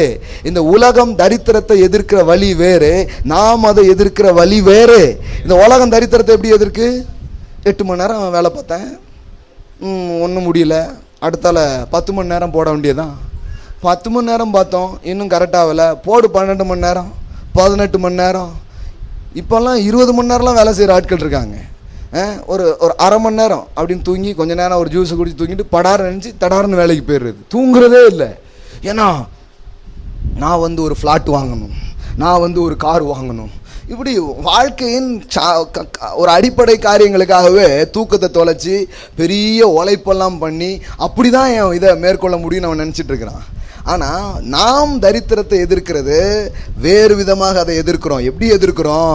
கர்த்தர் என்னை ஐஸ்வர்யவானாக்குறாரு, ஒரு உடன்படிக்கை எனக்கு உண்டாயிருக்கிறது, என் தரித்திரத்தை அவர் சிலுவையில சுமந்தாரு, எனக்காக அவர் சாபமானாரு, ஆகையால் இந்த தரித்திரம் என்கிற பிசாசையும் அதன் வல்லமையையும் நான் இயேசு கிறிஸ்து செய்த செயலை கொண்டு எதிர்க்கிறேன் அப்படின்னு சொன்னா அங்க தரித்திரம் விலக ஆரம்பிக்குது பாருங்க. அல்லேலூயா. பிசாசு உங்க உழைப்பை பார்த்து தரித்திரத்தை போட்டு ஓடிட மாட்டான். ஐயோ இவ்வளவு உழைப்பா இருக்குதே அப்படின்னு ஓடிட மாட்டான். நல்லா கவனிங்க, உழைப்புங்கிறது ரொம்ப நல்ல விஷயம், அது ஒரு ஆசீர்வாதம், கர்த்தர் அதெல்லாம் வைக்கிறாரு. நான் என்ன சொல்றேன்னா, உலகம் ஒன்றை எதிர்கொள்வதற்கு அது பயன்படுத்துகிற ஆயுதம் வேறு, நாம் அதை எதிர்கொள்ளும்படி பயன்படுத்துகிற ஆயுதம் வேறு. போர் ஒன்றுதான், ஆனால் ஆயுதங்கள் வேறு. ஹல்லேலூயா. அதனால தான் நமது போராயுதங்களோ, பவுல் சொல்றார், நமது போராயுதங்களோ. அந்த வசனத்தை வாசித்து முடிக்க 2 கொரிந்தியர் 10ஆம் அதிகாரம் 2 கொரிந்தியர் 10ஆம் அதிகாரம் 3. நாங்கள் மாம்சத்தின்படி நடக்கிறவர்களாயிருந்தும் மாம்சத்தின்படி நாங்கள் பேண்ட் சட்டெல்லாம் போட்டிருப்போம், ஆனால் ஃபைட்டு வேற மாதிரி பண்ணுவோம் அப்படிங்கிறாரு. அதான் அர்த்தம். நாங்கள் மாம்சத்தின்படி நடக்கிறவர்களாக இருந்தாலும் மாம்சத்தின்படி நாங்கள் 3 வேளை சாப்பிடுவோம், சிலதெல்லாம் மாம்சத்தின்படி தான் பண்ணுறோம், ஆனால் ஃபைட்டு மட்டும் வித்தியாசமாக பண்ணுறோம் அப்படிங்கிறாரு.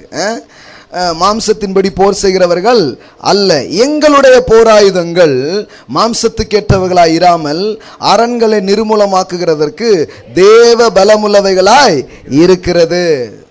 உலகம் எப்படி தரித்திரத்தை எதிர்க்கு?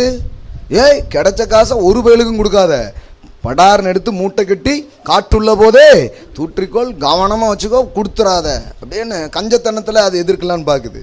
ஆனால் வேதம் வித்தியாசமாக சொல்லுது, உதாரத்துவம் உள்ள ஆத்துமா செழிக்கும் என்று எழுதியிருக்கிறது. ஹல்லேலூயா. கொடுத்து கொடுத்து உன் தரித்திரத்தை விரட்டலான்னு பைபிளில் போட்டிருக்கு. ஹல்லேலூயா. இது வேற மாதிரி.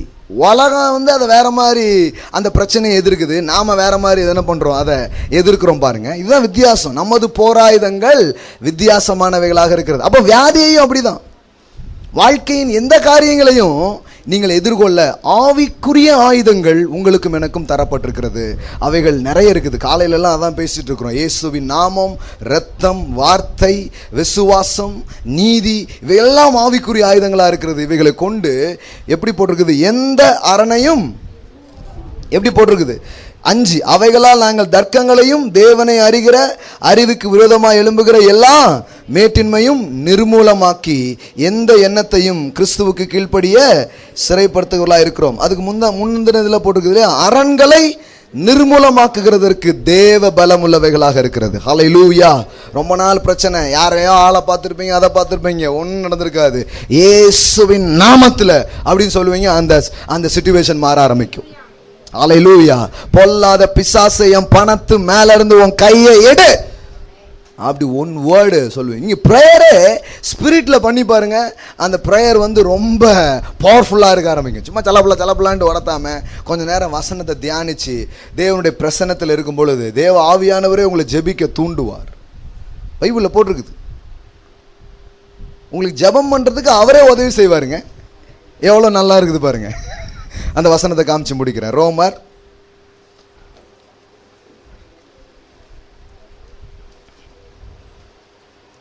8 8:26 பாருங்க. அந்தபடியே ஆவியானவரும் நமது பலவீனங்களில் சரி உதவி செய்கிறார். கரெக்ட். இது எந்த மாதிரி கான்டெக்ஸ்ட், அதாவது எந்த சூழமையில் உள்ள காரியங்களை குறித்து இது பேசுகிறது? பலவீனங்களில் உதவி செய்கிறார்னு போட்டிருக்குது. எல்லா இதுலேயும் நம்ம இதை எடுத்துக்கிட்டாலும் இந்த இடத்துல குறிப்பாக எதை பற்றி, எதை பலகீனம்னு சொல்லுது?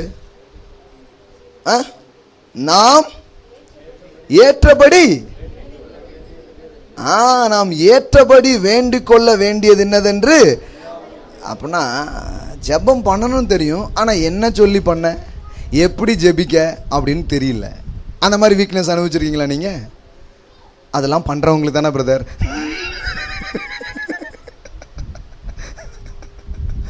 அன்னைக்கு ஒரு இடத்துல என்ன ஜெபம் பண்ணீங்க? சோர்ந்து போகாமல் ஜெபம் பண்ணுங்க அப்படின்னு சொன்னேன். முதல்ல ஜெபம் பண்ணுறீங்களான்னு கேட்டிங்களா அப்படின்னு கேட்டேன். ஏன்னா ஜெபம் பண்ணுறவங்கள பார்த்தா நீங்கள் என்ன சொல்ல முடியும்? சோர்ந்து போகாமல் ஜெபம் பண்ணுங்க அப்படின்ட்டு. அந்த பழக்கமே இல்லைன்னா அவங்ககிட்ட நீங்கள் போய் சோர்ந்து போகாமல் ஜெபம் பண்ணுங்கன்னா அது மாதிரி இப்போ இது அதான். இது எப்படி இருக்குதுன்னா, வேண்டிக் கொள்ளணும்னு தெரியுது, ஆனால் என்ன வேண்டிக் கொள்ளணும், எப்படி இந்த மாமா பண்ணியாச்சு பாருங்க. இது நான் நிறைய பேர் இதை காரியங்களை குறித்து நான் அறிஞ்சிருக்கிறேன். ஒரு முறை ஜோசப் பிரின்ஸ் அப்படின்னு சொல்லிட்டு ஒரு பிரசங்கியார் இருக்கிறார் சிங்கப்பூர் தேசத்தில். அவர் தன்னுடைய பிள்ளை வியாதிப்பட்டது. அவர் பிள்ளை மேலே ரொம்ப அன்பு பாசம் ரொம்ப அக்கறையாக இருக்கிற ஒரு தகப்பன். அவர் ஒரு ஊழியக்காரர் இருப்பாருங்க. ஏற்கனவே 2000-3000 பேர் இருக்கிற ஒரு சபைக்கு போதகராக அவர் இருந்தார். இப்போ 20,000-30,000 பேர் இருக்காங்க அந்த சர்ச்சில். சிங்கப்பூர்லேயே பெரிய சர்ச் அதுதான். சிங்கப்பூர் போனீங்கன்னா போங்க, நியூ கிரியேஷன் சர்ச் அப்படின்னு இருக்கும். ஸோ அவர் ஜோசப் பிரின்ஸ் என்ன பண்ணார்னா, தான் மகள் வியாதியாக இருக்கும் பொழுது அவர் இந்த கென்னத் கெயின் டீச்சிங், நம்ம வேர்ட் ஆஃப் ஃபெய்த் சர்க்கிளில் உள்ளவர் தான். அவர் பிசாசே நான் உன்னை எதிர்க்கிறேன், வியாதியை உன்னை கட்டுகிறேன், பி ஹீல், இப்படிலாம் நிறைய எல்லாமே பண்ணாராம். ஒன்றுமே ஆகலை, சுகம் ஆகலை.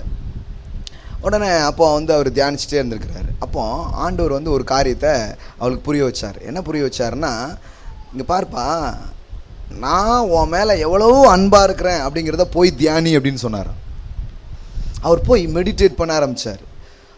தேவன் என்னை எவ்வளவாக நேசிக்கிறார் அப்படிங்கிறத பற்றிய சத்தியத்தை போய் அவர் தியானிக்க ஆரம்பித்தாராம்.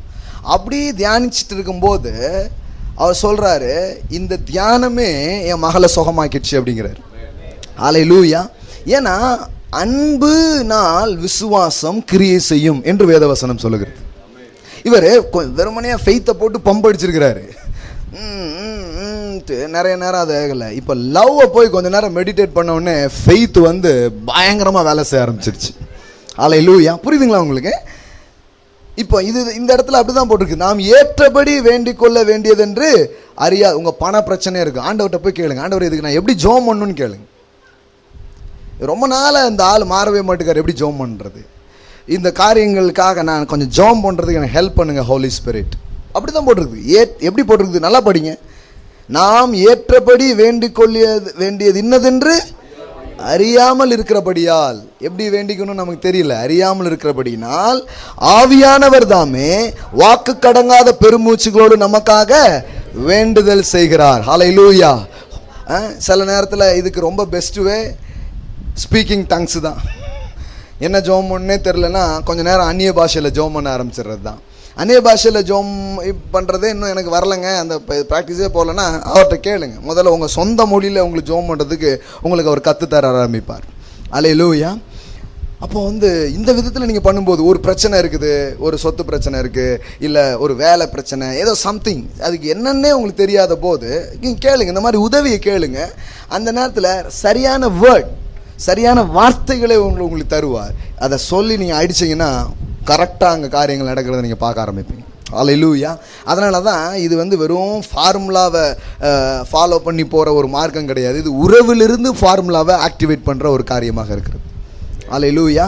வெறும் ஃபார்முலான்னு வைங்களேன், செழிப்பதற்கு 10 படிகள் அப்படி சொல்லி கொடுத்தாலே போதும், நீங்கள் செழிக்க ஆரம்பிச்சிருவீங்க. நீங்கள் அடுத்தால வர வேண்டியதே கிடையாது. சுகம் பெறுவதற்கு 5 படிகள் அப்படின்னு சொல்லிட்டு அனுப்பிச்சிடலாம். ஆனால் இது அப்படி கிடையாது. இது உறவு. ஆண்டவர் சொல்லுவார் இப்படி பண்ணு அப்படிம்பார், இல்லை இப்படி செய் அப்படின்னு சொல்லுவார். இந்த காரியத்துக்கு இப்படி பண்ணும்பார். ஒருத்தன் கை சூம்பி இருக்குது, அவனை பார்த்து என்ன சொல்கிறாரு, கையை நீட்டு அப்படிங்கிறாரு. அங்கே போய் என்ன பூசு அப்படின்னு இல்லை, சம்திங் வித்தியாசமாக இருக்குது. அப்போ இது எப்படி இருக்குதுன்னா, இந்த மேனிஃபெஸ்டேஷனே எப்படி நடக்குதுன்னா, இந்த இன்டிமேசியிலேருந்து தான் ஒரு மேனிஃபெஸ்டேஷன் வர ஆரம்பிக்கிறது. ஹல்லேலூயா. திருப்பி இன்னைக்கு காலையில் கூட அதை தான் நான் வலியுறுத்தினேன். தேவனோடு உங்களுக்கு இருக்கிற அந்த தொடர்பு தான் ரொம்ப முக்கியமான ஒன்றாக இருக்கிறது. இந்த தொடர்பே இல்லாமல் நீங்கள் எத்தனையோ காரியம் பண்ணால் கூட அது நல்லாவே போகாது பாருங்கள். ஆனால் அந்த தொடர்பில் இருந்துட்டு நீங்கள் பாருங்கள், லிசன் பண்ணி பாருங்கள். அவர் சொல்கிறாரு, நீ எனக்கு செவி கொடு, லிசன் டு மீ, நான் பேசுறதை கொஞ்சம் கேளு. அப்போ என்ன நடக்கும்னா, தேசத்தில் சிறந்தவைகளை நீ புசிப்பாய். You will eat the best of the land. எங்கே விதைக்கணும்னு சொல்லுவார், எங்கே முதலீடு பண்ணணும்னு சொல்லுவார், எங்கே பண்ண வேண்டான்னு சொல்லுவார். பாருங்க, இதெல்லாம் ஒரு கிறிஸ்தவனுக்கு இருக்கிற ஸ்லாக்கியங்கள். இது தெரியல பாருங்க. தெரியாதனால இவன் ஏதோ ஒரு பிரசங்கியாரை பிடிச்சி வச்சுக்கிட்டு, ஐயா இந்த மாப்பிள்ளையா இந்த பொண்ணா இந்த இதா சொல்லுங்க, எந்த ஊரில் இருக்கணும் சொல்லுங்க, நீங்கள் யார்ட்டையோ போயிட்டாங்க பாருங்க. இவங்களும் அதை ஒரு ஜாப் மாதிரியே வச்சிருக்கிறாங்க. சில பேருக்கு அதான் ஜாப். யாருக்கு என்னன்னு சொல்லுவது அவர்களுக்கு. அவர் நல்ல மூடில் இருக்கணும், இல்லைன்னா தப்பான பொண்ணை காமிச்சாருன்னா என்ன ஆகுறது? சில நேரத்தில் அப்படி ஆகிட்டு போச்சு கிறிஸ்தவத்தில். அவர் காமிச்சாருன்னு கேட்டினவங்க இப்படி ஆகி போச்சு அப்படிங்காங்க. இதெல்லாம் இந்த ப்ராக்டிஸ்லாம் விபரீத விளையாட்டு. இதுக்குலாம் போயாதீங்க. என்ன பண்ணணும்னா ஆவியானவர்கிட்ட கேளுங்க, கரெக்டாக சொல்லுவார், ரொம்ப தெளிவாக அவங்களை நடத்துவார், ரொம்ப சமாதானமாக. வர நாட்களில் அதெல்லாம் நான் உனக்கு டீச் பண்ண விரும்புகிறேன். எப்படி ஆவியானவர் ஒரு மனிதனை நடத்துகிறார் அப்படிங்கிறத பற்றிலாம் நம்ம படிக்கலாம். ஆனால் இதெல்லாம் உங்களுக்கு இருக்குது, உங்களுக்கு இருக்கிற ஸ்லாக்கியங்கள். அதை இந்த தெய்வீக சுகத்தில் கூட நீங்கள் அப்ளை பண்ண முடியும் பாருங்கள். அவர் உங்களுக்கு சொல்லுவார், இந்த ஆளுக்கு இப்படி ஜெபம் பண்ணு, இப்படி காரியங்களை பண்ணுன்ட்டு. இது பண்ண ஆரம்பிக்கும் போது ஒரு பெரிய ரிசல்ட் வர்றதை நீங்கள் பார்க்க ஆரம்பிக்க முடியும். ஹல்லேலூயா. சர்ச் க்ரோத் அப்படின்னு எடுத்துக்கோங்க. நிறைய ஃபார்முலா வச்சுருக்கிறாங்க. ஒரு சபை வளர வேண்டும் என்றால் அப்படின்லாம் வச்சுருக்கிறாங்க. நான் சென்னையில் ஒரு நல்ல போதகர் இருக்கிறார், சாம் பி செல்லத்துறை அப்படின்ட்டு. அந்த பாஸ்டர் ஒரு முறை சொன்னார், சர்ச் க்ரோத் பற்றி நான் நிறைய படித்தேன், ஆனால் எல்லாத்தையும் கொண்டு வந்து அப்ளை பண்ண எனக்கு வேலையே செய்யலை அப்படின்னாரு. கடைசியில் ஒரு நாள் நான் அப்போஸ்தல நடபடிகள் வாசித்துட்டு இருந்தேன். அப்போ ஆவியானவர் என்கிட்ட சொன்னார், வேத வசனம் விருத்தி அடைந்தது, சீசர்களின் தொகை பெருகிற்று. அன்னையிலிருந்து அதைத்தான் சபை வளர்ச்சிக்காக தேவன் எனக்கு தருகிற ஆவிக்குரிய ஃபார்முலா நினச்சி அப்ளை பண்ண ஆரம்பித்தேன். ஒரு பெரிய க்ரோத்து இன்னைக்கு வந்திருக்குது அப்படின்னு சொல்லிட்டு அவர் சொல்கிறார். ஹல்லேலூயா. ஆனால் இப்போ நான் சொன்ன ஜோசப் பிரின்ஸ் சொல்கிறாரு, அவரும் இப்படி சர்ச்சு க்ரோத்துக்காக நிறைய அப்ளை பண்ணாராம், ஒன்றுமே நடக்கலையாம். அவர் ஆவியானவர்கிட்ட கேட்டுக்கிறாரு, எப்படி இது நடக்கும் அப்படின்ட்டு. அவர் சொல்லியிருக்கிறாரு, கிறிஸ்துவை உயர்த்தி ஒவ்வொரு நாளும் பிரசங்கம் பண்ணு உன் சர்ச்சு க்ரோ ஆகிட்டுன்ட்டார். அவர் கிரேஸை பேசி இன்னைக்கு சிங்கப்பூர்லேயே பல $1,000,000 20,000 பேர் இருக்கிற பில்டிங் சிங்கப்பூர்லன்னா அது ஈஸி கிடையாது. It's not. அது ரொம்ப, நம்ம ஊரில் 1,00,000 பேர் வச்சா கூட சாதாரணம் தான். ஆனால் 20,000 பேர் உள்ள பெரிய பில்டிங்ஸு கட்டுனது அவ்வளோ ஈஸி கிடையாது. பாருங்கள், தேவன் அவ்வளோ பிரம்மாண்டமான விதங்களில் அந்த சபையை அவர் ஆசீர்வதித்திருக்கிறார். இது இப்படி தான் நடக்குது, இப்படி தான் வேலை செய்யுதுன்னு சொல்கிறேன் நான். Just listen. எல்லாம் சொல்லுங்கள், கேளுங்கள். என் மகனே என் வார்த்தைகளை கவனி. எல்லாம் சொல்லுங்கள், கவனி. என்ன சொல்கிறாரு? Listen to me, listen to me. என்னை கேள் அப்படின்னு சொல்கிறாரு, என்னை கேள் அப்படின்னு சொல்கிறாரு. நான் பேசுகிறத கொஞ்சம் கவனிங்கிறாரு. சிலருக்குலாம் அதுக்கு டைமே இல்லை, ரொம்ப பரபரப்பாக இருக்காங்க அப்படின்ட்டு.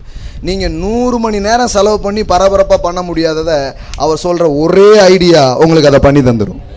ஒன் ஐடியா, வெளியிலே சொல்கிறேன், ஒரு ஐடியா வாழ்வையே மாற்றுமே. நான் சொல்கிறேன், கர்த்தர்கிட்ட வர்ற ஒரு ஐடியா பல $1,000,000 உங்களுக்கு தர முடியும். இதெல்லாம் நமக்கு தெரியல பாருங்க. இதெல்லாம் லைஃப் ஸ்டைலாக மாறல. நமக்கு தெரிஞ்சதெல்லாம் 100 பேரை பார்த்தா தான் 10 பேர் நமக்கு கிடைப்பாங்க.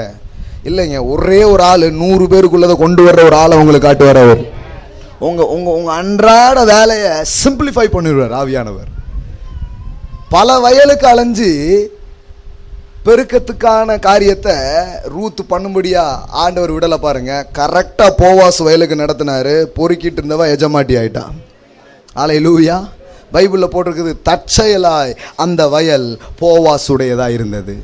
ஊரெல்லாம் எத்தனையோ வயலுக்கு அலைஞ்சி பல காலமாக கஷ்டப்பட்டு. சில சொல்லுவாங்க, தம்பி உடனே உயர்வுகள் வராது, 40 வருடம் வனாந்தர பயணம். இது 20 வயசு 10 வயசுல ஆரம்பிச்சா பரவாயில்ல, சிலது 40ல தானே ஆரம்பிக்காங்க. அப்புறம் முடிக்கும் போது 80 90 ஆகும். அதுக்கப்புறம் தான் பாலும் தேணுமா. அதுக்கப்புறம் தேவையில்ல, தன்னால கொண்டு வருவாங்க. அதுக்கப்புறம் அதுக்கு பெரிய பிரயாசங்கள் எடுக்க வேண்டிய அவசியம் இல்லை பாருங்க. எல்லாம் தலைகீழ ஆக்கி வச்சிருக்கிறாங்க. ஸோ கொஞ்சம் அதை கவனிச்சா போதும், பெரிய காரியங்கள் நடக்கும் பாருங்க. நான் கடைசியாக ஒன்று சொல்லி முடிக்கிறேன். கார்னல் அவர் முந்தின பேர் என்ன பேருப்பா? வாஷிங்டன் கார்னல் அப்படின்னு ஒருத்தர் இருக்கிறார். நீங்கள் போய் படிக்கலாம். இந்த வாஷிங்டன் கார்னல் ஒரு கருப்பர் இனத்தை சேர்ந்தவர். அவர் ஸ்கூலில் படிக்கிறதே எனக்கு பெரிய சவாலாக இருந்திருக்குது. ஏதோ ஏன்னா அவங்களுக்குலாம் கொடுக்கவே மாட்டாங்க. ஏதோ ஆண்டோடைய கிருபையினால் படித்து ஓரளவுக்கு நல்லா வந்துட்டார். அவர் ஒரு சயின்டிஸ்ட், ஒரு ஆராய்ச்சியாளராக அவர் இருந்திருக்கிறாரு. அப்போ அவர் ஒரு நாள் ஆண்டோட்ட போய் ஜெபம் பண்ணாராம். Lord show me the secret of universe அப்படின்னு இருக்கிறாரு. இந்த யூனிவர்ஸினுடைய ரகசியத்தை எனக்கு சொல்லுங்க அப்படின்னு இருக்கிறாரு. ஆண்டவர் சொன்னார், சரி அது இருக்கட்டும், ஒரு வேர்க்கரில் எடுத்துகிட்டு வா, முதல்ல அதுக்குள்ளே இருக்கிற ரகசியத்தை சொல்கிறேன் அப்படின்னாராம். ஓகே அப்படின்னு சொல்லிட்டு ஒரு வேர்க்கரில் எடுத்து வந்திருக்கிறாரு. வேர்க்கரில் எடுத்து வந்து அதை ஆராய்ச்சி பண்ண சொல்லியிருக்கிறார். ஆராய்ச்சி பண்ணி அதில் பலவிதமான மூலக்கூறுகளை எடுத்து இதை இதனோடு இதை இதனோடு சேரு அப்படின்னு சொல்லியிருக்கார். அப்படியே பண்ணி வேர்க்கடலிருந்து 250 ப்ராடக்டை அவர் கண்டுபிடிச்சார். இந்த வாஷிங்டன் கார்னல் வந்து இன்றைக்கும் அவர் பேரில் ஏராளமான கல்லூரிகள் காலேஜ் இருக்குது. பல $1,000,000 இப்போ வரைக்கும் அந்த பேட்டன் ரைட்ஸ்க்காக அவர் பேரில் குவிஞ்சிட்டு இருக்குது அப்படின்னு சொல்கிறாங்க. ஒரு ஐடியா. ஆண்டவர் ஆவியான் அவர் பத்திரிகையாளர்கள் அவர்கிட்ட வந்து கேட்குறாங்க, உங்கள் வெற்றியின் ரகசியம் என்ன? அவர் சொல்லியிருக்கிறாரு, நான் லேபுக்கு போவேன், ஒரு கர்டன் விலகிற மாதிரி, ஒரு துணி விலகிற மாதிரி அப்படியே விலகும். பரிசுத்த ஆவியானவர் சொல்லுவார், இதை இப்படி பண்ணி இதை இப்படி செய்யின்ட்டு அதை அப்படியே பண்ணுவேன், அது கடைசியில் ஒரு ஃபார்முலாவாக வந்துடும், அதுதான் என் வெற்றியின் ரகசியம் அப்படின்னு சொல்கிறார். அல்லேலூயா. வாழ்க்கையை இவ்வளவு கடினமாக வாழ்கிறதுக்கு கடவுள் மனுஷனை படைக்கவே இல்லை. அவர் சொன்னார், என்னிடத்தில் கற்றுக்கொள், என் நுகம் மெதுவாக இருக்கும். என் நுகம் மெதுவாக இருக்கும். நீ வந்து கடினமாக நடத்தப்பட்டு இருக்கிற, ஆனால் நான் சொல்கிறத கவனிச்சேன்னா என்னிடத்தில் கற்றுக்கொள். அந்த வசனத்தை வாசித்து முடிச்சிடுறேன். கடைசியாக சகோதரரே,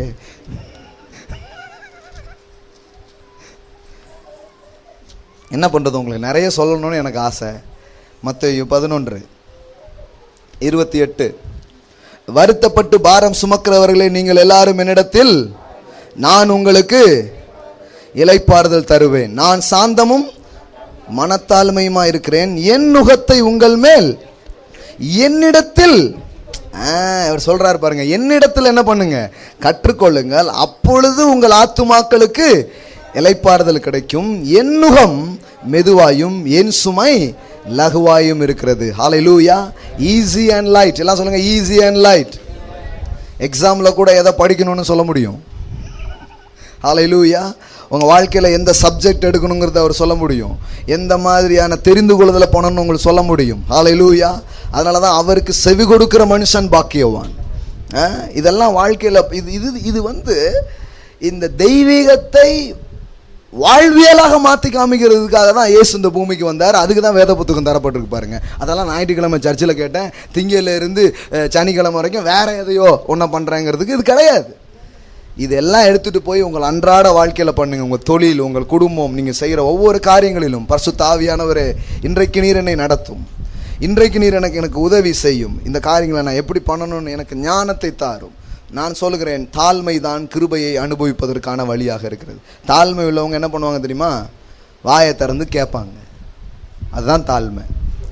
சிலர், நான் யாருக்கிட்டையும் எதையும் கேட்க மாட்டேன், இன்க்ளூடிங் காட் அப்படிம்பாங்க. அது மாதிரி ப்ரௌடு வேற எதுவுமே கிடையாது. பாருங்க, பைபிளில் போட்டிருக்குது, அவரிடத்தில் கேட்க கடவன், நீங்கள் ஒன்றிலும் குறைவில்லாதவர்களாக இருக்கும்படிக்கு நான் உங்களுக்கு சொல்லுகிறேன், உங்களில் ஒருவன் ஒன்றில் குறைவுபட்டால், யாக்கோபு சொல்றாரு, குறைவே இருக்காதபடிக்கு நான் உங்களுக்கு சொல்றேன், நீங்க யாராவது எதிலையாவது குறைவுபட்டீங்கன்னா தேவனிடத்தில் வர கடவன். உங்களில் ஒருவன் ஞானத்தில் குறைவுபட்டால் தேவனிடத்துல கேட்க கடவன். ஒருவனையும் கடிந்து கொள்ளாதவரும் யாவருக்கும் சம்பூர்ணமாய் கொடுக்கிறவராக அவர் இருக்கிறார் என்று எழுதப்பட்டிருக்கிறது.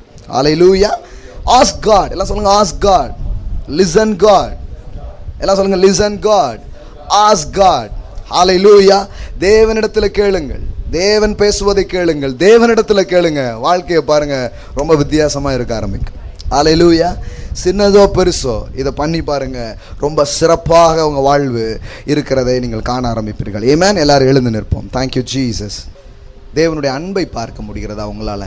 தேவனுடைய மகா பெரிய கிருபைகளை உங்களால் பார்க்க முடிகிறதா? ஹல்லேலூயா. எவ்வளவு ஏற்பாடுகள் உங்களுக்காக அவர் ஏற்படுத்தி இருக்கிறார். கரங்களை உயர்த்துங்க, இந்த தேவ அன்பை உணருங்கள். இந்த தெய்வீக உறவு தான் பாருங்க எல்லாத்துக்கும் அடித்தளமாக இருக்கிறது. தேவனுடைய வார்த்தைகள் அடித்தளமாக இருக்கிறது. நீங்கள் தேவனிடத்தில் வர முடியும், அவர் பேசுவதை நீங்கள் கேட்க முடியும். அவர் உங்களை நடத்துவேன் என்று சொல்லியிருக்கிறார். கர்த்தர் நித்தமும் உன்னை நடத்து என்று எழுதியிருக்கிறது. ஹல்லேலூயா. உங்கள் வாழ்க்கையை இது அப்படியே ஒரு வாழ்க்கை முறையை அவர் ஆக்க விரும்புகிறார். சுகமா இருக்கட்டும், வியாபாரமா இருக்கட்டும், எல்லாருக்கும் லிசன் காட், ஆஸ்க் காட். அவரிடத்துல கேளுங்க, அவரிடத்துல ஸ்பெண்ட் பண்ணுங்க. அவர் உங்களோட உணர்த்துவார். நான் அவனை உணர்த்தி நான் அவனை நடத்தி என்று எழுதியிருக்கிறது. வாழ்க்கையில் இதை நீங்கள் அனுபவிக்க முடியும். உங்கள் வாழ்க்கையில் எந்த காரியங்களை குறித்து அவரிடத்துல கேளுங்க. நீங்கள் என்ன விதமாய் வேண்டிக் கொள்ள வேண்டும் என்று நீங்கள் அறியாது இருக்கிற காரியங்களை குறித்து அவர் உங்களுக்கு வெளிப்படுத்துவார், அவர் உங்களுக்கு உணர்த்துவார். ஹalleluya. ஸ்தோத்திரம் ராஜா, ஸ்தோத்திரம் ராஜா, ஸ்தோத்திரம் ராஜா, ஸ்தோத்திரம் ராஜா. அளவில்லாத கிருபைகளுக்காக நன்றி செலுத்துகிறோம். இந்த மாலை வேளையிலையும் உம்முடைய வசனங்களை அனுப்பினீர், உம்முடைய வார்த்தைகளை அனுப்பினீர். உம்முடைய வார்த்தையின் வெளிச்சங்கள் எங்கள் உள்ளங்களுக்குள்ளே பிரவேசித்ததற்காக நன்றி செலுத்துகிறோம் ராஜா. உறவில் இருந்து கொண்டு எல்லா பிரமாணங்களை நாங்கள் ஆக்டிவேட் பண்ணும்படியாக நாங்கள் வந்திருக்கிறோம். ஹalleluya, ஹalleluya, ஹalleluya. கர்த்தர் பேசுவதை நாங்கள் உணர்ந்து கொள்ளும்படியாக நாங்கள் வந்திருக்கிறோம். ஹalleluya. ஆரோக்கியத்தில் ஒவ்வொரு நாளும் நாங்கள் நடக்க முடியும். என் மகனே, என் வார்த்தையை கவனிச்சனா உன் உடலெல்லாம் ஆரோக்கியமா இருக்கும். உங்கள் உணவு பழக்கத்தை குறித்து ஆவியானவர் பேசுவார். உங்களுடைய ஒவ்வொரு காரியங்களை குறித்து ஆவியானவர் உங்களை நடத்த முடியும். ஹalleluya, ஹalleluya, ஹalleluya. Thank you Holy Spirit. ஒவ்வொருவரும் தேவ ஆவியினால் நடத்தப்படுகிற வாழ்வை அனுபவிப்பார்களாக. தெய்வீக ஆரோக்கியத்திலையும் ஐஸ்வர்யத்திலையும் சகல நிறைவிலையும் உடைய ஜனங்கள் வாழ்வார்களாக என்று பேசுகிறேன். கர்த்தர் அப்படி செய்வதற்காக நன்றி. இயேசுவின் நாமத்தில் பிதாவே, ஆமென், ஆமென். Praise God. Hallelujah. Amen.